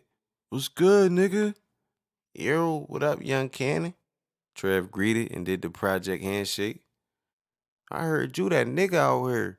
Let me hold something for the hoes get it." "Shit, the hoes ain't getting this," T joked back. Without question or hesitation, he went right in his pocket and handed Trev a bunch of unorganized bills. "That should be like 500 right there." "Good looking, little bruh. I see you out here off your shit too. I'm digging that," Trev complimented as he stuffed the money in his pocket. "I'm just trying to make it, bruh," T claimed. "I got a couple drops to make real quick, but I'm out here if you need me for anything." T gave Trev some more dap and kept it moving, on his way to conduct some business with a few of his regulars. One was an old head that hustled on T's side of the projects, but in the back. He bought 10 grams every few days. Another was a young boy who was T's age, who trapped in front of his building. T fronted him 10 grams a week. The last two people he was going to see were two of his loyal fiends, and they put orders in for 5 grams apiece. That wasn't an average order for a smoker, but these weren't your average smokers. They were the ones that wisely spent a decent amount of money each time so they could make their money back, then smoke the rest of what they bought. These two fiends repeated this process as often as they could, which was usually every day, sometimes 2 or 3 times a day. T was the king of his little 12 building jungle, no doubt. But being the one who reigned supreme didn't mean that points no longer had to be proven. Chapter 10. Bop, bop, bop, bop. T awoke from the unmistakable sounds of rapid gunfire. It was unusual to hear shots ring out in the projects, but on this particular night, it sounded like someone was shooting right outside of his window. So T instinctively grabbed his pistol from under his mattress and went to go look out of his third floor window with just his boxers on to see what was happening. He peeked through the blinds with his gun down at his side as more shots went off, and he stole a glimpse of the two masked gunmen wearing all black that were shooting at the front of his building where dudes posted up at while they were backpedaling to their getaway car. The car was parked right in front of the building. It was a champagne-colored Chevrolet Malibu. The shooters jumped in the car and burnt rubber down the front line and out of the projects. It would have been foolish for T to go investigate the incident right then and there, as the police would be responding to the shooting within minutes. So he laid back down with every intention on looking into the situation as soon as the sun rose. With the shooting fresh on his mind, T wasn't able to get a good night's sleep, so it was a restless night for him. But at the crack of dawn, he was dressed and ready to head out for the day. He left his strap in the crib, which was something that he rarely did, as he usually rather be caught with it than without it. However, he knew that law enforcement would definitely be lurking after the previous night's shooting. T usually minded his business, but being that the shooters victimized T's building, it was only right that he made it his business. When he got to the front of his building, it was vacant, and so was the conjoined building. But fiends were still out and about, lingering and looking oblivious to what went on just hours ago and probably not even caring as they were just focused on finding their morning fix. T was mindful that the block was probably being surveilled, so he walked through his building and into the back, looking to see if someone could shed some light on the incident that T was in complete darkness about. He spotted one of his workers that trapped in front of his building walking across the parking lot, coming from the other side of Lex, and the little 13-year-old boy looked like he was petrified. "What's good, G?" T asked Lil Gary, who was about 5'3", less than 120 pounds, and went by the nickname G. "Yo, them niggas robbed me last night," G explained, "and them niggas slammed on me." "Oh yeah?" T said in surprise as if he didn't know anything. "You ain't slammed back?" T had equipped G with a brand new Colt 45 revolver when he first put him on, and instructed him to keep it on him at all times. So T was wondering why last night's events transpired without him hearing the loud boom from the 45 caliber.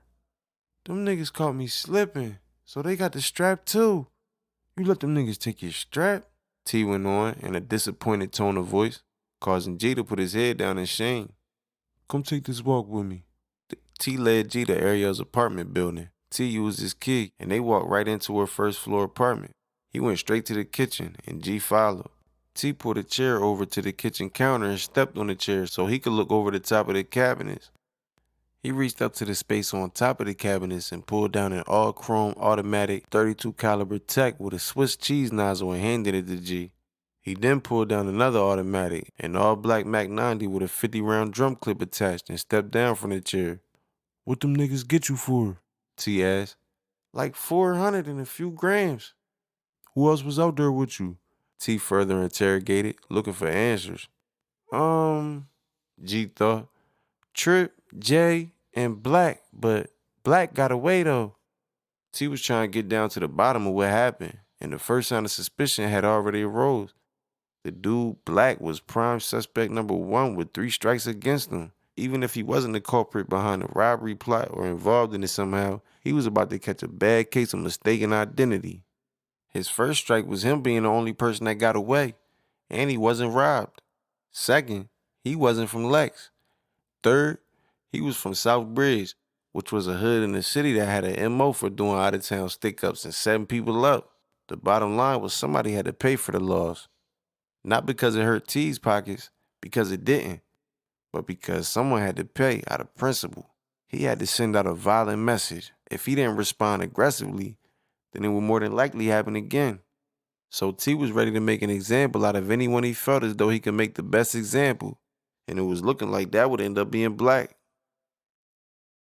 "You ready?" T asked G as they were parked in a retirement home parking lot right across the street from the projects.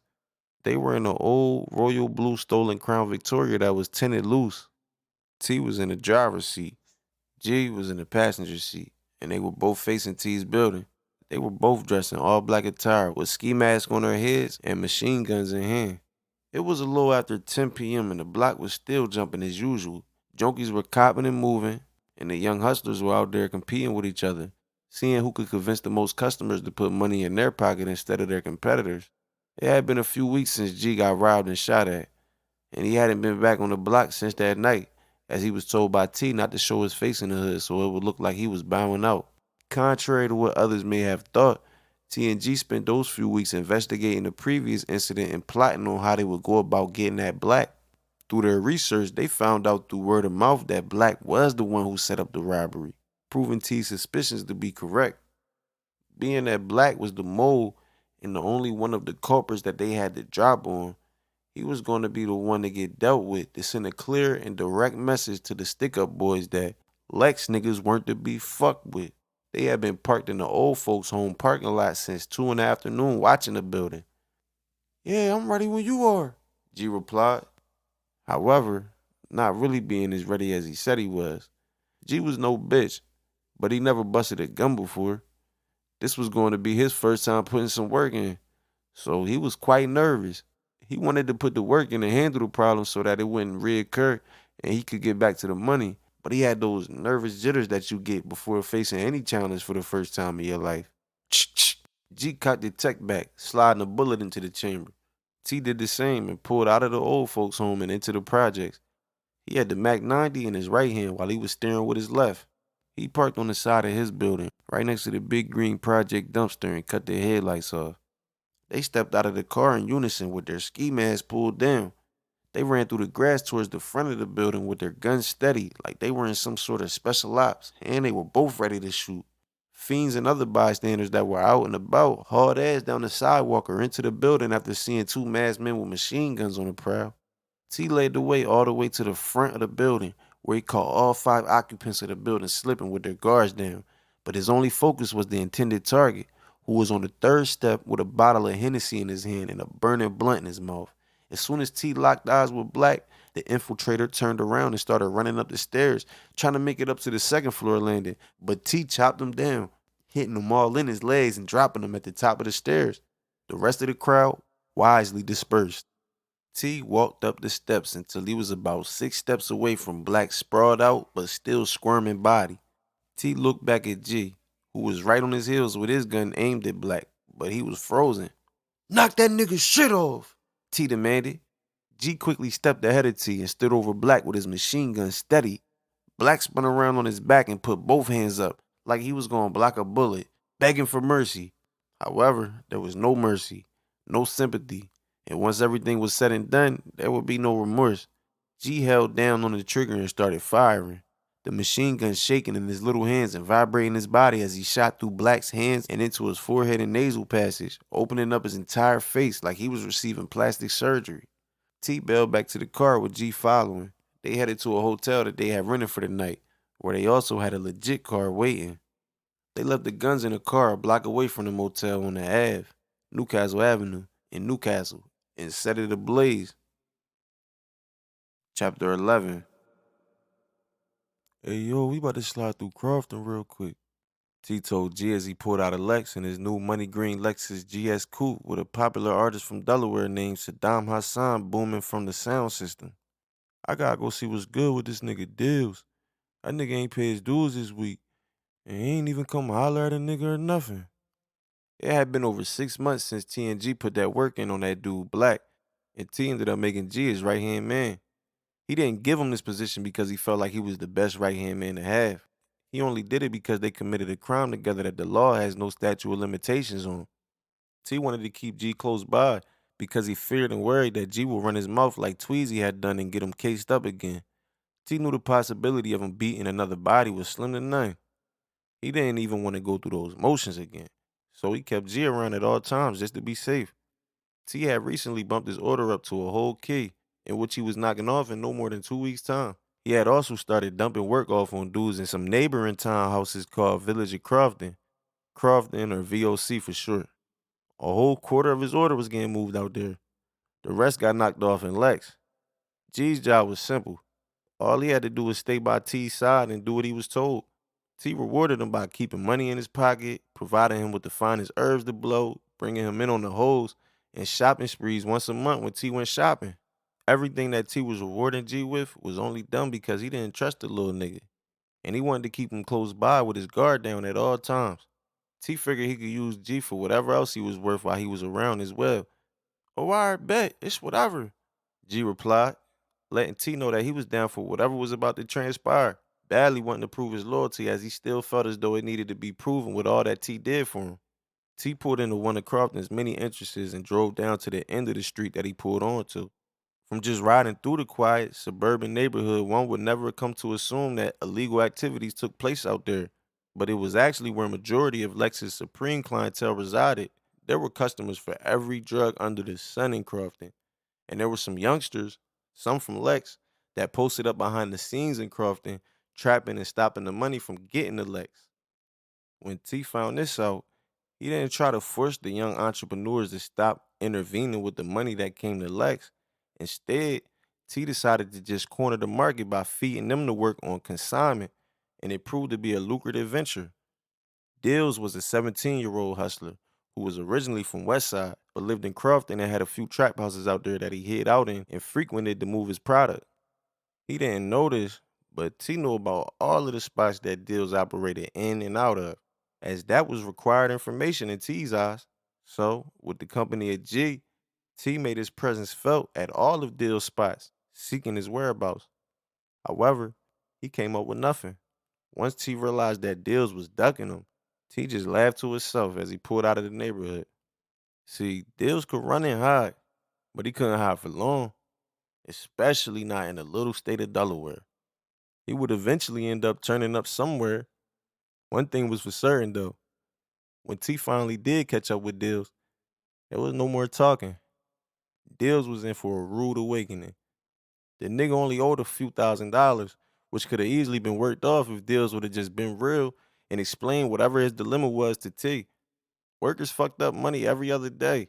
That was a part of the game that T understood. However, Dills killed his chances to make things right by ducking.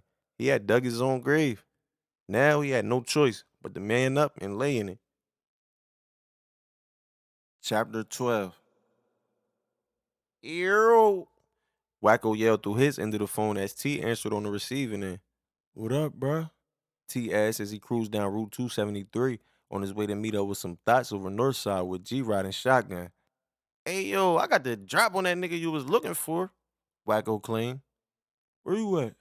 T inquired, ready to abort the initial mission that he was on so he could go collect this intel on deals that he had been waiting months to come across.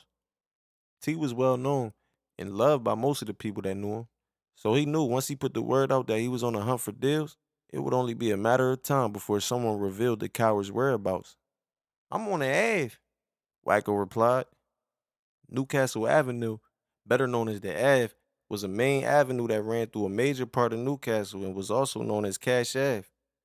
It made his name for being a gold mine for every illegal hustle you could possibly think of, from prostitution to heroin distribution. Wacko was a comrade of T's. He was a thorough young dude from Crofton that T grew up with. Wacko was just a year older than T. They went to elementary school together, but they really got fly from the years they did in Bridge House together. They lived like brothers in Bridge House. If you fought one, you had to fight the other. Wacko got booked when T was 2 years into his apprehension, and he was charged with a body as well that he ended up beating from lack of evidence. Wacko had cooked a customer that owed him money. He went home a few months before T did, and he was getting to the bag. His thing was heroin though. All right, I'm gonna hit you when I get close to you, T said before ending the call. Hey yo, Wacko said he got the drop on that whole ass nigga Deals, so I'm about to pull up on him real quick, he informed G. Oh yeah? G said in surprise.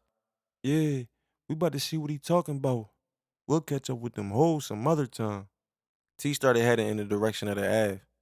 15 minutes later, he was breezing down the prostitute and fiend infested strip. He texted Wacko and told him that he was on the Ave. Wacko texted right back and told him to meet him at the McDonald's across the street from the Motel 8.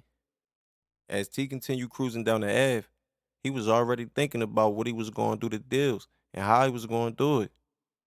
T stayed equipped with a 45 caliber Beretta on his hip and kept the 223 AK-47 in his trunk and kept the 2.23 millimeter AK-47 in his trunk at all times. Not to mention the 7mm Sig Sauer that he had G holding down with a trained instinct to shoot first and ask questions later. T pulled into the McDonald's and him and G went inside. He texted Wacko letting him know that he was there as they ordered something to eat and took seats. Less than a minute later, Wacko walked in, looking just like a young winning dope boy. He was fresh to death, with red and black Balenciaga everything on from his shirt to his shoes. He had a Chicago Bulls snapback on, a gold rope chain, and a bust-down Breitling on his wrist that was flooded with diamonds. He was a light brown skin complexion, 5'9", 175 pounds with a medium build, a clean low haircut with waves, and he was tatted loose. At just 16 years of age, Wacko was worth every bit of 100,000. T and G stood up to greet Wacko with their neighborhood handshake that consisted of 2 smacks of the hand and an embrace. Then they all sat down. "So what's the word?" T inquired. "Man, that nigga Dill's been all up and down the Ave the past few days, bruh," Wacko stated. "I've been catching that nigga busting traps at the car wash. I started to line that nigga up myself, but I kinda figured you wanted to knock that nigga shit off yourself." "You got the drop on the nigga?" T asked. "I don't know exactly where the nigga at right now, but I know we could catch that nigga slipping at the car wash. That's facts," Wacko assured. "You trying mob?" T asked Wacko, seeing if he wanted to get in on some action. T and Wacko had never put this type of work in together. However, they both knew where each other's hearts were at. Wacko was a known threat from terrorizing the streets on his rise to fame. In their neck of the woods, T and Wacko were the most feared and respected kids in their age bracket. It wasn't that he needed Wacko to mob with him, but he wanted him on this mission to solidify some shit. "Nigga, you know I'm trying to mob," Wacko confirmed. "A nigga violate you, he violate me. Straight lace. You know what's going on." "I bet," T said, rubbing his hands together in anticipation. "We gotta get a Johnny though." "You sure that nigga gonna slide through here?" T asked Wacko, who was in the passenger seat of the Johnny, stolen car, that T bought from one of the young car thieves in the hood. T was behind the wheel, and G was in the back seat of the all-black E350 AMG Mercedes-Benz truck. They were all equipped with heavy machinery and wearing all black everything with leather gloves on, scully hats, and black bandanas tied on the lower halves of their faces. It was 9:30 p.m., and they were parked in the back of the Av's most popular car wash, where Dills was said to have been serving his customers regularly over the last few weeks. "Yeah, bruh," Wacko affirmed. "I'm telling you, I've been catching that nigga meeting up with fiends almost every day over this motherfucker." "All right, so we just gonna squat here then till the nigga pop up," T stated. They sat there in silence for about a half hour before they spotted someone that fit Dill's description with a hoodie and a scully hat on. He was walking their way with 2 junkies in tow. "Hey, yo, I think that's him right there," Wacko pointed out as the trio came into sight about 20 yards shy of where T had the truck parked behind the car wash. "Yeah, that's him," T confirmed. "Come on, let's go." T stepped out of the car with a black MP5 Heckler and Koch submachine gun clutched at his right side. Wacko and G stepped out at the same time as T, both with F&M mag machine guns clutched at their sides, leaving the car doors open so they could jump right in and make a fast getaway when it was time to roll. When they were all out of the car, Dill stopped in mid-stride and squinted their way, trying to figure out who these suspect-looking dudes were that were quickly pacing his way. He saw guns and thought it was a stick-up, so he spun around and started power walking in the opposite direction while reaching for the pistol on his hip. The junkies just stood there, completely unaware of what was going on and wondering why Dills just did an about face. T saw Dills reach for his waist as he was walking away, so before he got too far away or whipped out a pistol, T raised his gun, aimed, and started spraying. The fiend scattered. Tat tat tat tat tat tat tat. Wacko and G fired off as well. Tat tat tat tat tat. Dills tried to run, but before he made it 10 feet, he was chopped down from the force of the multiple bullets that struck him from behind. T, Wacko, and G all ran forward to finish him off, neither of the three being the type to leave a mission incomplete.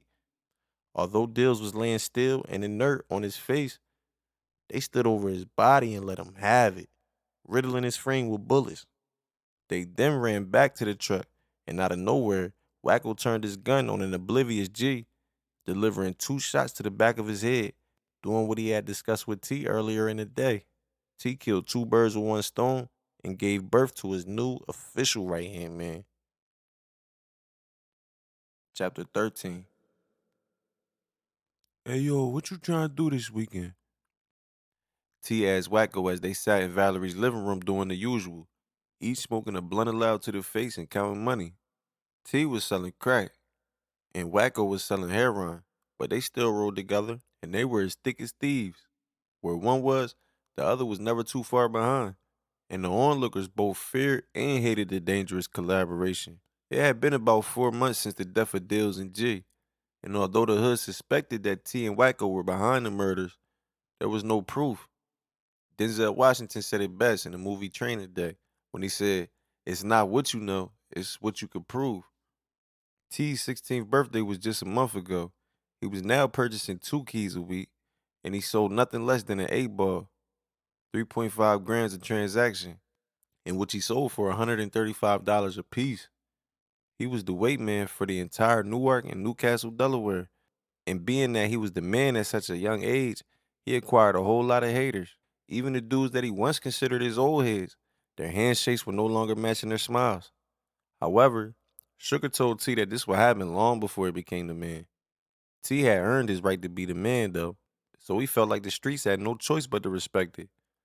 "I was going to shoot out Jersey to holler at my cousin about these straps," Wacko stated. "Where he at out there?" "He in Plainfield." "That's the cousin you was telling me about, right?"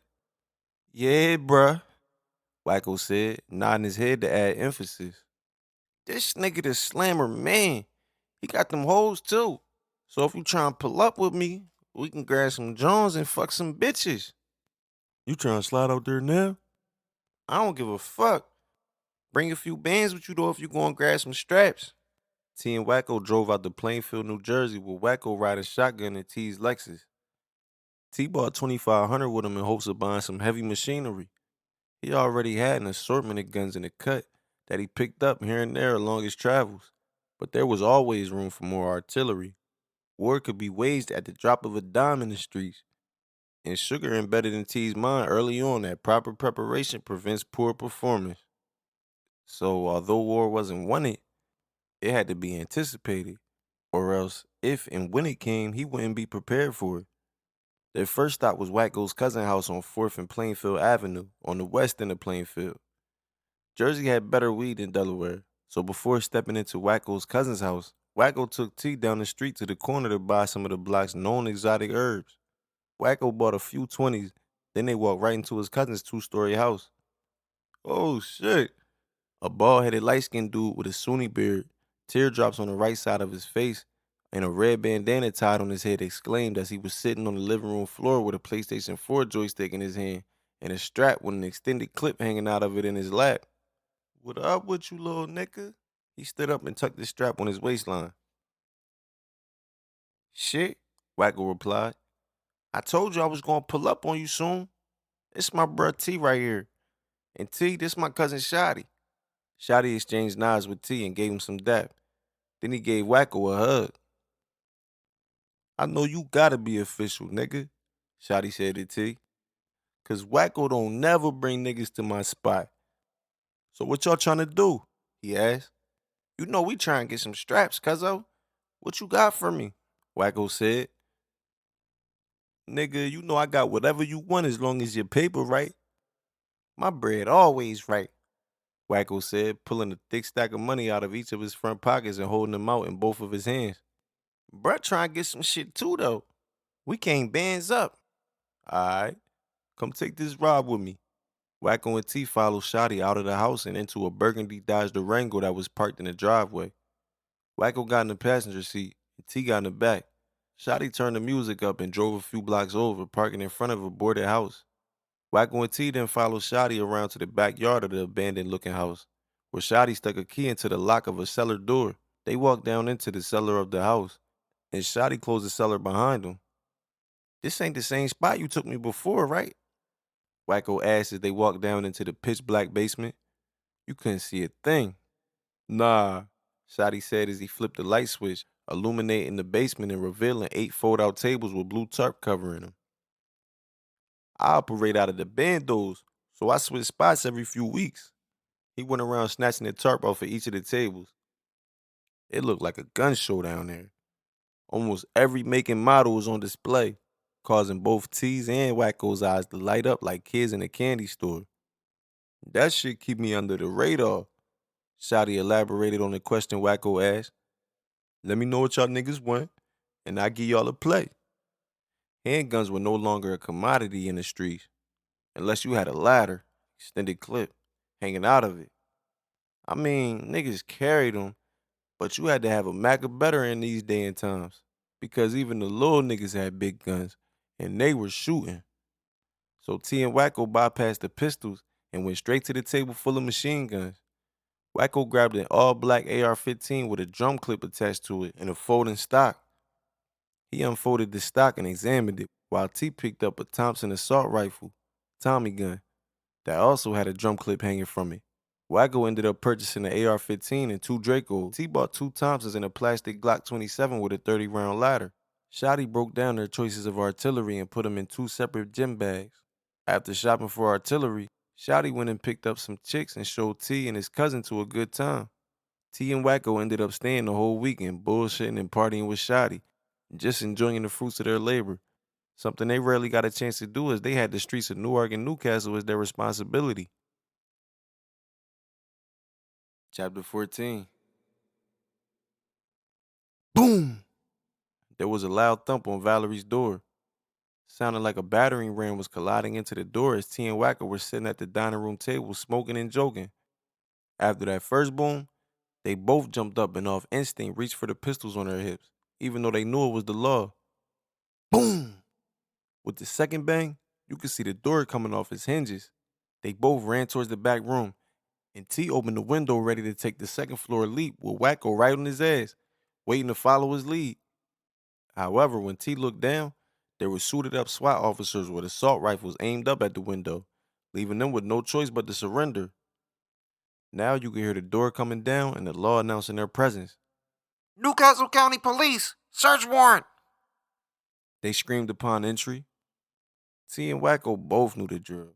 So before the cops even made it into the back room, they quickly pulled their pistols from their hips, tossed them in the closet, and laid down on the floor face first with their hands on top of their heads. They were cuffed, searched, and escorted out to the parking lot, where they were thrown in 2 separate squad cars while Valerie's apartment was ransacked and ripped apart by a bunch of officers who were in search of drugs and guns that they had been getting intelligence from their informants and anonymous tips on.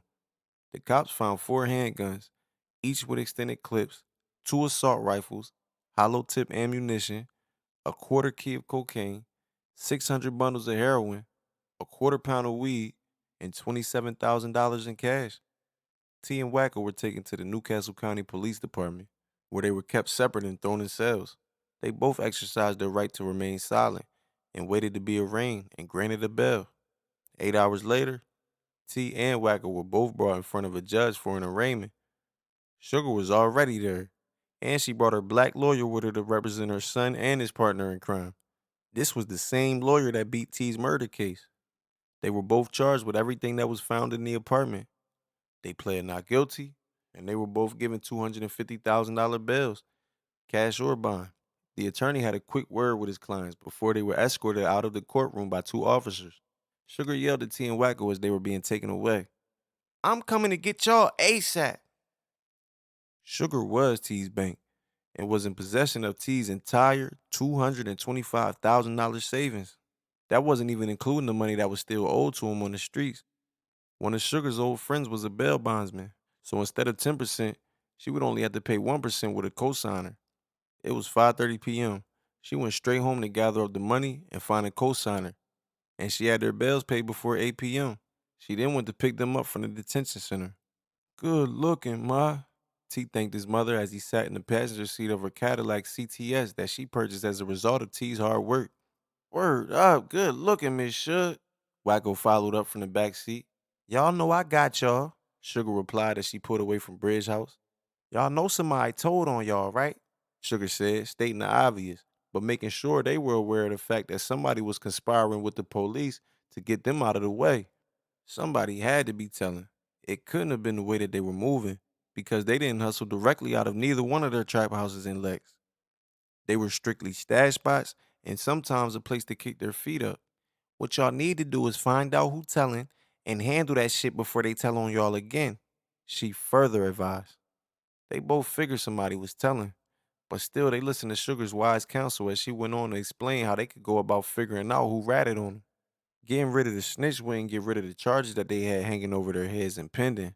That was a whole nother fight. However, they weren't about to stop hustling just because one of their spots got raided, but they couldn't just go full throttle again with the person that got their spot raided on the loose.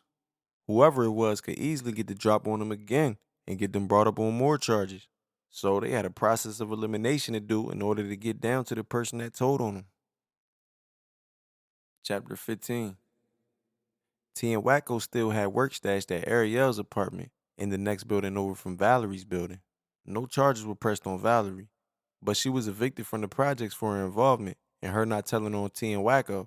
She kept her mouth shut, even after they threatened to take her kids away. T and Wacko hit her with $10,000 apiece to find a new living arrangement and have a couple dollars to get ahead. They had other trap houses in the area, but Lex was their headquarters. The duo decided to get their work out of Lex and stashed it in Crofton until they got rid of the person that dropped the dime on them. If they got caught up in another raid like the previous one, they would be finished. Man, fuck that, Wacko expressed.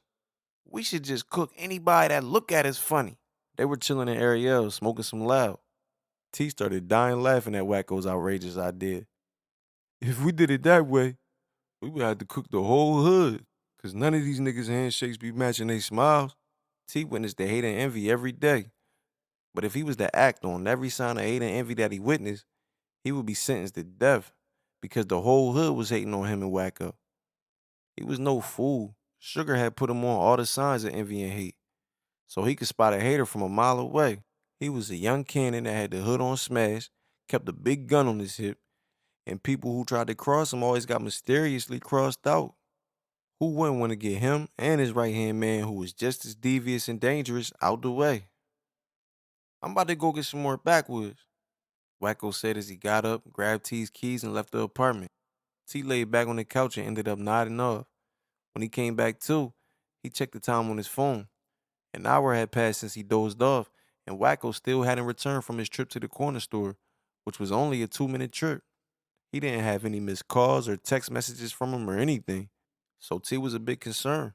He took his Glock 27 with the 30-round clip out of his knapsack, cocked it back, and placed it on his hip.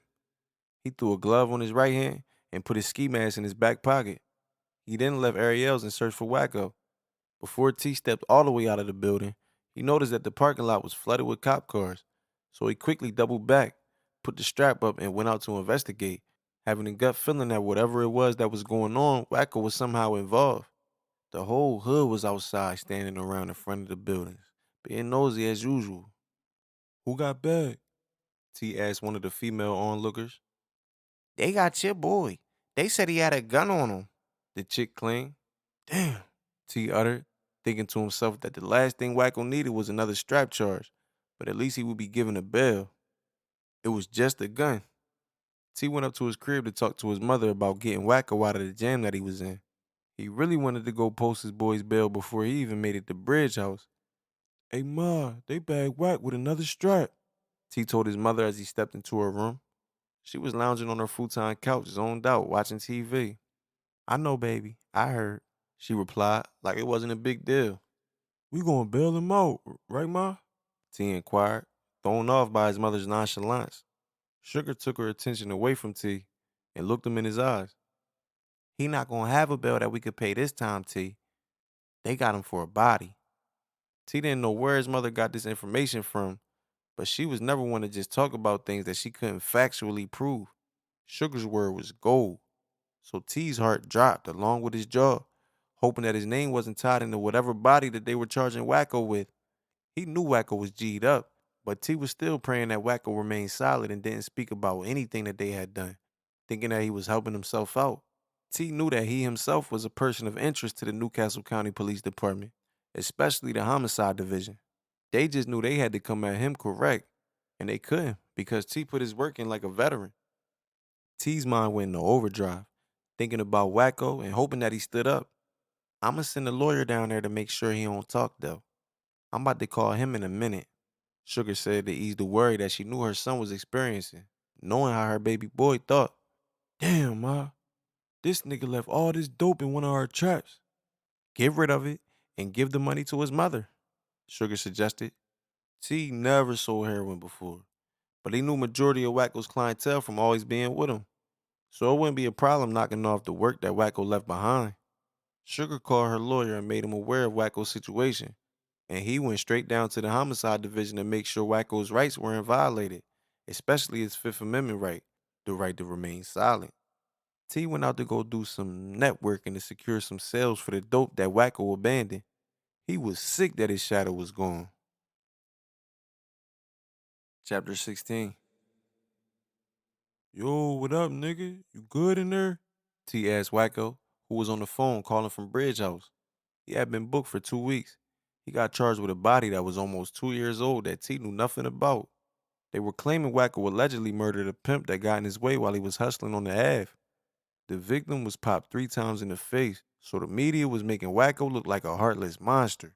The pending charges and the gun he got caught with didn't make him look any less criminal either. It only made matters worse. I'm always good, nigga. Head up, chest out. You know what's going on. What's good with you, though? Wacko said, in good spirits about his current situation. Shit, I'm out here for us. I gave your mom that bread, too, from what you left on the land. And I went and got everything niggas owed. She got all that. Alright, good looking, bro. Hey, yo, you thought I was going to bend on you, too, didn't you? Wacko questioned, knowing how he would have been thinking if the shoe was on the other foot and T got booked for a body.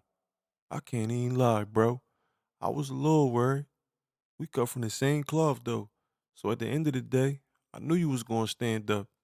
Real niggas do real things. And it's death before dishonor, my nigga. Come on, you know the drill. So what's shit looking like for you? I don't even know right now, bro. I'm waiting on my discovery to come through so I can see what kind of evidence they got on the nigga. I know I'm definitely getting waved up. They trying to get a nigga out of Bridge House right now. They said my juvenile record too fucked up. Then I got these pending charges. So shit real right now for the kid. But I'm holding it up though. Just keep your head up, my nigga. I'ma do whatever I can for you on the land. All you gotta do is give me the word and I'm on it, T stated, letting Wacko know he was there for him if he needed anything handled on the streets to better his situation. I be knowing, bro. Hey, yo, call this little bitch on three-way for me real quick, though. T made the three-way call for Wacko and put the phone down so he could have some privacy with the female he was talking to. Now that T had done everything he could for Wacko at the moment and let him know he was on deck for him, he had to get back to figuring out who told on him.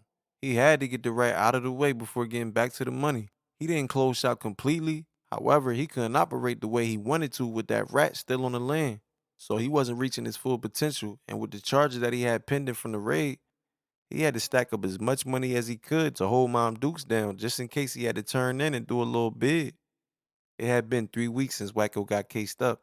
It was 10 p.m., and T was squatting in the bushes outside of an apartment building in Wendover Apartments, right outside of Lex. He had on all black everything, a ski mask covering his face, and his 30-shot Glock 27 in his glove right hand, cocked and ready to blow. T was squatting on Valerie's baby father, Rock, who lived in the building that he was hiding outside of. He had been crouching there for over an hour, waiting to get the drop on this nigga. Rock was in his early 30s and hustled in Lex, but Valerie didn't fuck with him at all. The most she did was let him see his sons every once in a while.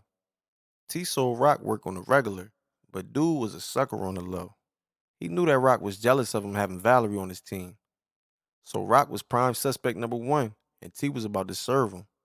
T had been clocking Rock's every move the last few days, and he realized that Rock left the projects at around 10 p.m. every day and walked over to his Wendover apartment. The walk from the projects to Rock's building was only a few minutes, so T calculated that he would be arriving any minute now. From where T was squatting in the bushes, he had a bird's eye view of the front of the building, but he couldn't be seen from the outside looking in. He was blind to the naked eyes. I'm about to bust your ass, T heard a male voice say to a female he was walking with. Boy, shut up. the female replied. When the duo came into T's visual, he saw that it was Rock and a young black chick from the projects. He waited until they walked into the one-way in, one-way out building and crept out of the bushes with his gun drawn and aimed at Rock's back as he was ascending the stairs with his hand wrapped around the young lady's waist. Buck, buck, buck! T fired, hitting Rock in his back and shoulder, causing him to twirl and drop on his back as the chick ducked down for cover and hauled ass up the stairs. T walked up to Rock, who was laid out on his back twitching, and put two hollow tips in Rock's head, leaving the dirty gun with the body as he followed all the precautions to make sure ballistics wouldn't be able to link the gun back to him. Chapter 17. T, what up, little nigga? Trev greeted T as he approached the back building that Trev was posted up in at around 9:30 p.m. And this was the building that Trev commonly posted up in and sold his drugs. What up? T replied dryly, looking at Trev sideways with his knapsack on his back and his hands in his pocket as he entered the building. T was no longer feeling Trev's style, and he had every right not to be digging him. After he hit Trev off when Trev first came home, Trev turned into one of T's many haters in the hood. Trev was someone that T would at least expected this from. Trev was going to jump on the winning team upon his release, but instead, he allowed his pride and ego to get in the way of him accepting a plate from someone younger than him.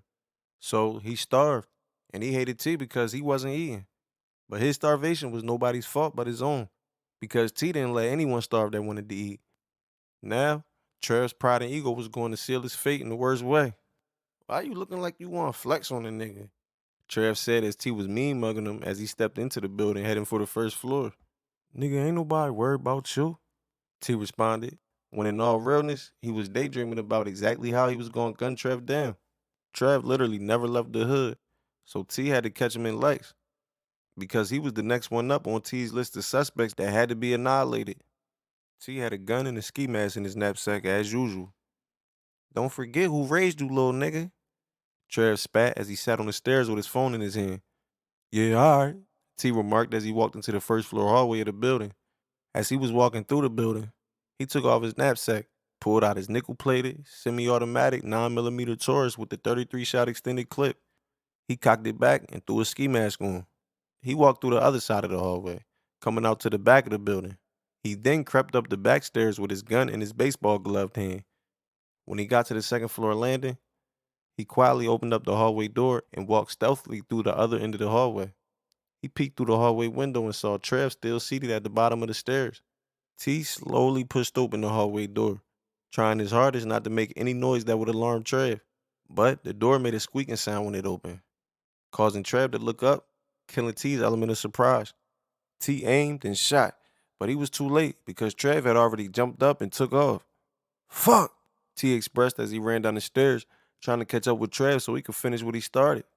When he got down the stairs and to the front of the building, he heard a shot go off and instinctively ducked. Then he saw the flame just a short distance ahead of him.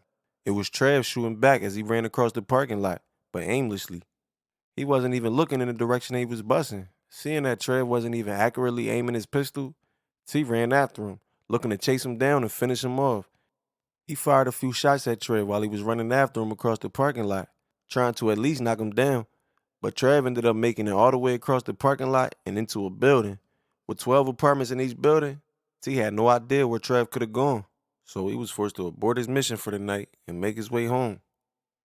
Being that T shot at Trev but wasn't successful in killing him, he decided to put his mother in a hotel on Route 13. And he relocated to a hotel himself, a little further down the highway from her. T knew that Trev couldn't fuck with him when it came to the gun game, and he highly doubted that Trev would bring gunplay to his door. However, T was taught by Sugar to never underestimate his enemy and always be prepared for the worst case scenario. So the most strategic thing to do was to get out of the hood for the time being. He knew that Trev would be running around telling everybody that he ran him out of the hood, and once T went a few weeks without showing his face, people would begin to believe that T had met his match and was actually ran out. That's when T would pop back up and catch Trev slipping. Chapter 18. Yo, I need you to bring me 100. T told Ariel over the phone. He had been staying at the Budget Motor Lodge on Route 13 for the past 2 weeks, and he was still doing his thing. He just had Ariel bringing him a certain amount of work a day so he could serve his customers. T's plan was working too. The streets were talking and saying exactly what he expected them to say. He planned on replotting his attack on Trev real soon. All right, I'll be there in a little bit, Ariel replied. Don't wear no panties either, T added, feeling fresh. Boy, you stupid. I'ma see you in a minute. T was down to his last 30 grams, and he had a whole day's worth of orders to fill. This was his fifth motel room since he had been out and about. He had been in rooms all up and down Route 13 and Route 40. So he wouldn't make himself hot by maneuvering out of the same spot. After every day's profit was brought in, T was dropping the money off to his mother at her hotel. He had been dicking Ariel down every time she came through with what he needed and hitting her off with cash for holding shit down. While he waited for Ariel to come through, he twisted up a blunt of some OG Kush to blow with Ariel when she arrived. He then laid back in the bed and thought about how he was going to get at Trev. It took everything in him not to just hunt Trev down the day after he missed his target. However, the young cannon was taught by his mother to be a thinker before a doer, unless his hand was forced to do without thinking. If T hadn't put an extreme amount of critical thinking into the things that he had done over the years, he would have been locked up for a body or two, or maybe even three. Someone knocked on the hotel room door. T jumped up and grabbed his black semi-automatic Smith & Wesson 45 with the ladder in it from under the mattress of the queen-size bed. He held it down at his side as he went to the door and looked through the peephole. It was Ariel with a plastic Walmart bag in her hand. He opened up the door with his pistol still out, but behind his back as he let her in, then looked around outside to make sure she was alone and not being followed before shutting the door and putting the gun back under the mattress. Why you so paranoid? Nigga, ain't nobody gonna do nothing to you, Ariel said as she sat the bag on the bed and sat down, kicking off her Jordans. Bitch, I ain't paranoid. I'm just aware. To be aware is to be alive, and I'm trying to live. T shot back, getting that quote from his mom's. Whatever, boy. There's stuff in the bag. I'll put a box of sandwich bags in there for you, too. Good looking. Now get naked, T demanded as he took his V-neck t-shirt off with his platinum Jesus piece still swinging from his Cuban. You little nasty ass, Ariel said while she was shimmying out of her leggings and kicking off her socks, getting buck naked just like T asked her to be. She got on her knees and elbows and assumed her favorite position, face down, ass up, waiting to be drilled from behind by her young buck. T got hard instantly from the sight of Ariel's nakedness and glistening pussy. So he unbuckled his belt, dropped his jeans to his knees, and crawled behind her. He slid right into her juice box and started drilling her from behind, trying to murder her pussy like he always did. There was a knock at the door that caused T to pull out in mid-stroke and quickly pull his pants up. He buckled his belt and grabbed his pistol from under the mattress, looking back and forth from the door to Ariel as he made his way back to the door. Ariel was under the covers with the blanket pulled up to her face like she was scared. T switched rooms every few days and had only been in this room for a day, and he hadn't told anyone other than Ariel and his mother that he was staying there. So he was wondering who this could be at the door. He walked lightly over to the door and went to look through the peephole, but whoever was on the other side of the door had the peephole covered. T wasn't about to take any chances with the person who was on the opposite side of the door. He thought worst case scenario, stepped back, raised his pistol at the door and started firing off. Bah, bah, bah, bah, bah. He then swung the door open and in fell little Tommy, Trev's little brother, flat on his face with a gun clutched in his hand. T shot him in the back of the head to make sure he was dead. Trev had sent his brother to try and handle his dirty work. Next, he turned his gun on Ariel. She was balled up in the fetal position under the covers. T didn't know if Ariel set him up or if Trev just caught on to his movements and had his little brother follow her over there. However, he couldn't risk giving her the benefit of the doubt. Plus, she was a witness. So he emptied the rest of his clip in her. T grabbed a bag of work and made his way out of the room. It was broad daylight, and people were looking his way, peeking out of their rooms because of the loud shots that had just been fired. He also heard sirens blaring in the distance, but they sounded like they were getting closer by the second. With the quickness, he popped the trunk of his car, dropped the bag of work in. He grabbed his Draco with the 100-round drum clip, cocked it back, and jumped in his car. As T pulled out of the hotel and on the Route 40, a gang of squad cars were on his heels as soon as he pulled out. T put the pedal to the metal and swerved through traffic in an attempt to get away from the pack of squad cars that were behind him and right on his ass, but to no avail, as cop cars were coming out of the woodworks to join in on the pursuit. I ain't going back to jail, T said to himself as he pulled the emergency brake and fishtailed around to where his whole driver's side was facing the oncoming traffic, which consisted of a bunch of cop cars. He leaped out of the car with the Draco aimed and started swinging it back and forth. dumping at the cops that were coming his way. Traffic suddenly stopped as a few squad cars crashed into each other, and a few of them jumped out of their cars, taking cover behind their car doors. T let off a few more rounds, then jumped back in his car and put the pedal to the floor. T had slowed down the pursuit by busting at those cops, but they got right back on his heels, and this time they were shooting. T decided to take this chase towards Lex, in an area that he knew like the back of his hand so he could hopefully navigate his way out of this situation. He made it all the way back to the front line of the hood, right in front of his building, but there was nowhere for him to go from there. Law enforcement had everything blocked off, like they knew he was coming this way. They also had the helicopter on him now. The young Cannon had already made his mind up that he wasn't going back to jail. So as he sat in his car with his Draco in hand, contemplating his next move, he made a split decision to go out in a blaze of glory, taking as many cops as he could on his way out. He reclined his seat and leaned back in it. He then pulled a fresh, fully loaded clip from under his seat and changed clips. A helicopter was floating over the scene, and the cops were yelling on their bullhorns for T to step out of the car with his hands up. He planned on stepping out of the car, but not with his hands up. There had to be at least 100 cops surrounding Lex with all type of guns drawn and aimed T's way. T kicked the driver's side door open and leaped out of the car, but falling on his back in the middle of the street with his gun already swinging and shooting every which way that he could before they riddled his 16-year-old frame with bullets. He went out right in front of the project building that he was born and raised in, like a young cannon. The epilogue. Go, baby, go, baby. Sugar chanted and cheered her son on as she watched him live on the news from her hotel room being chased down Route 40 after busting shots at the squad cars to get him off his ass. They had the helicopter tailing him, so she knew that 9 times out of 10, it was only a matter of time before the police trapped him up because it was almost impossible to get away from a chopper.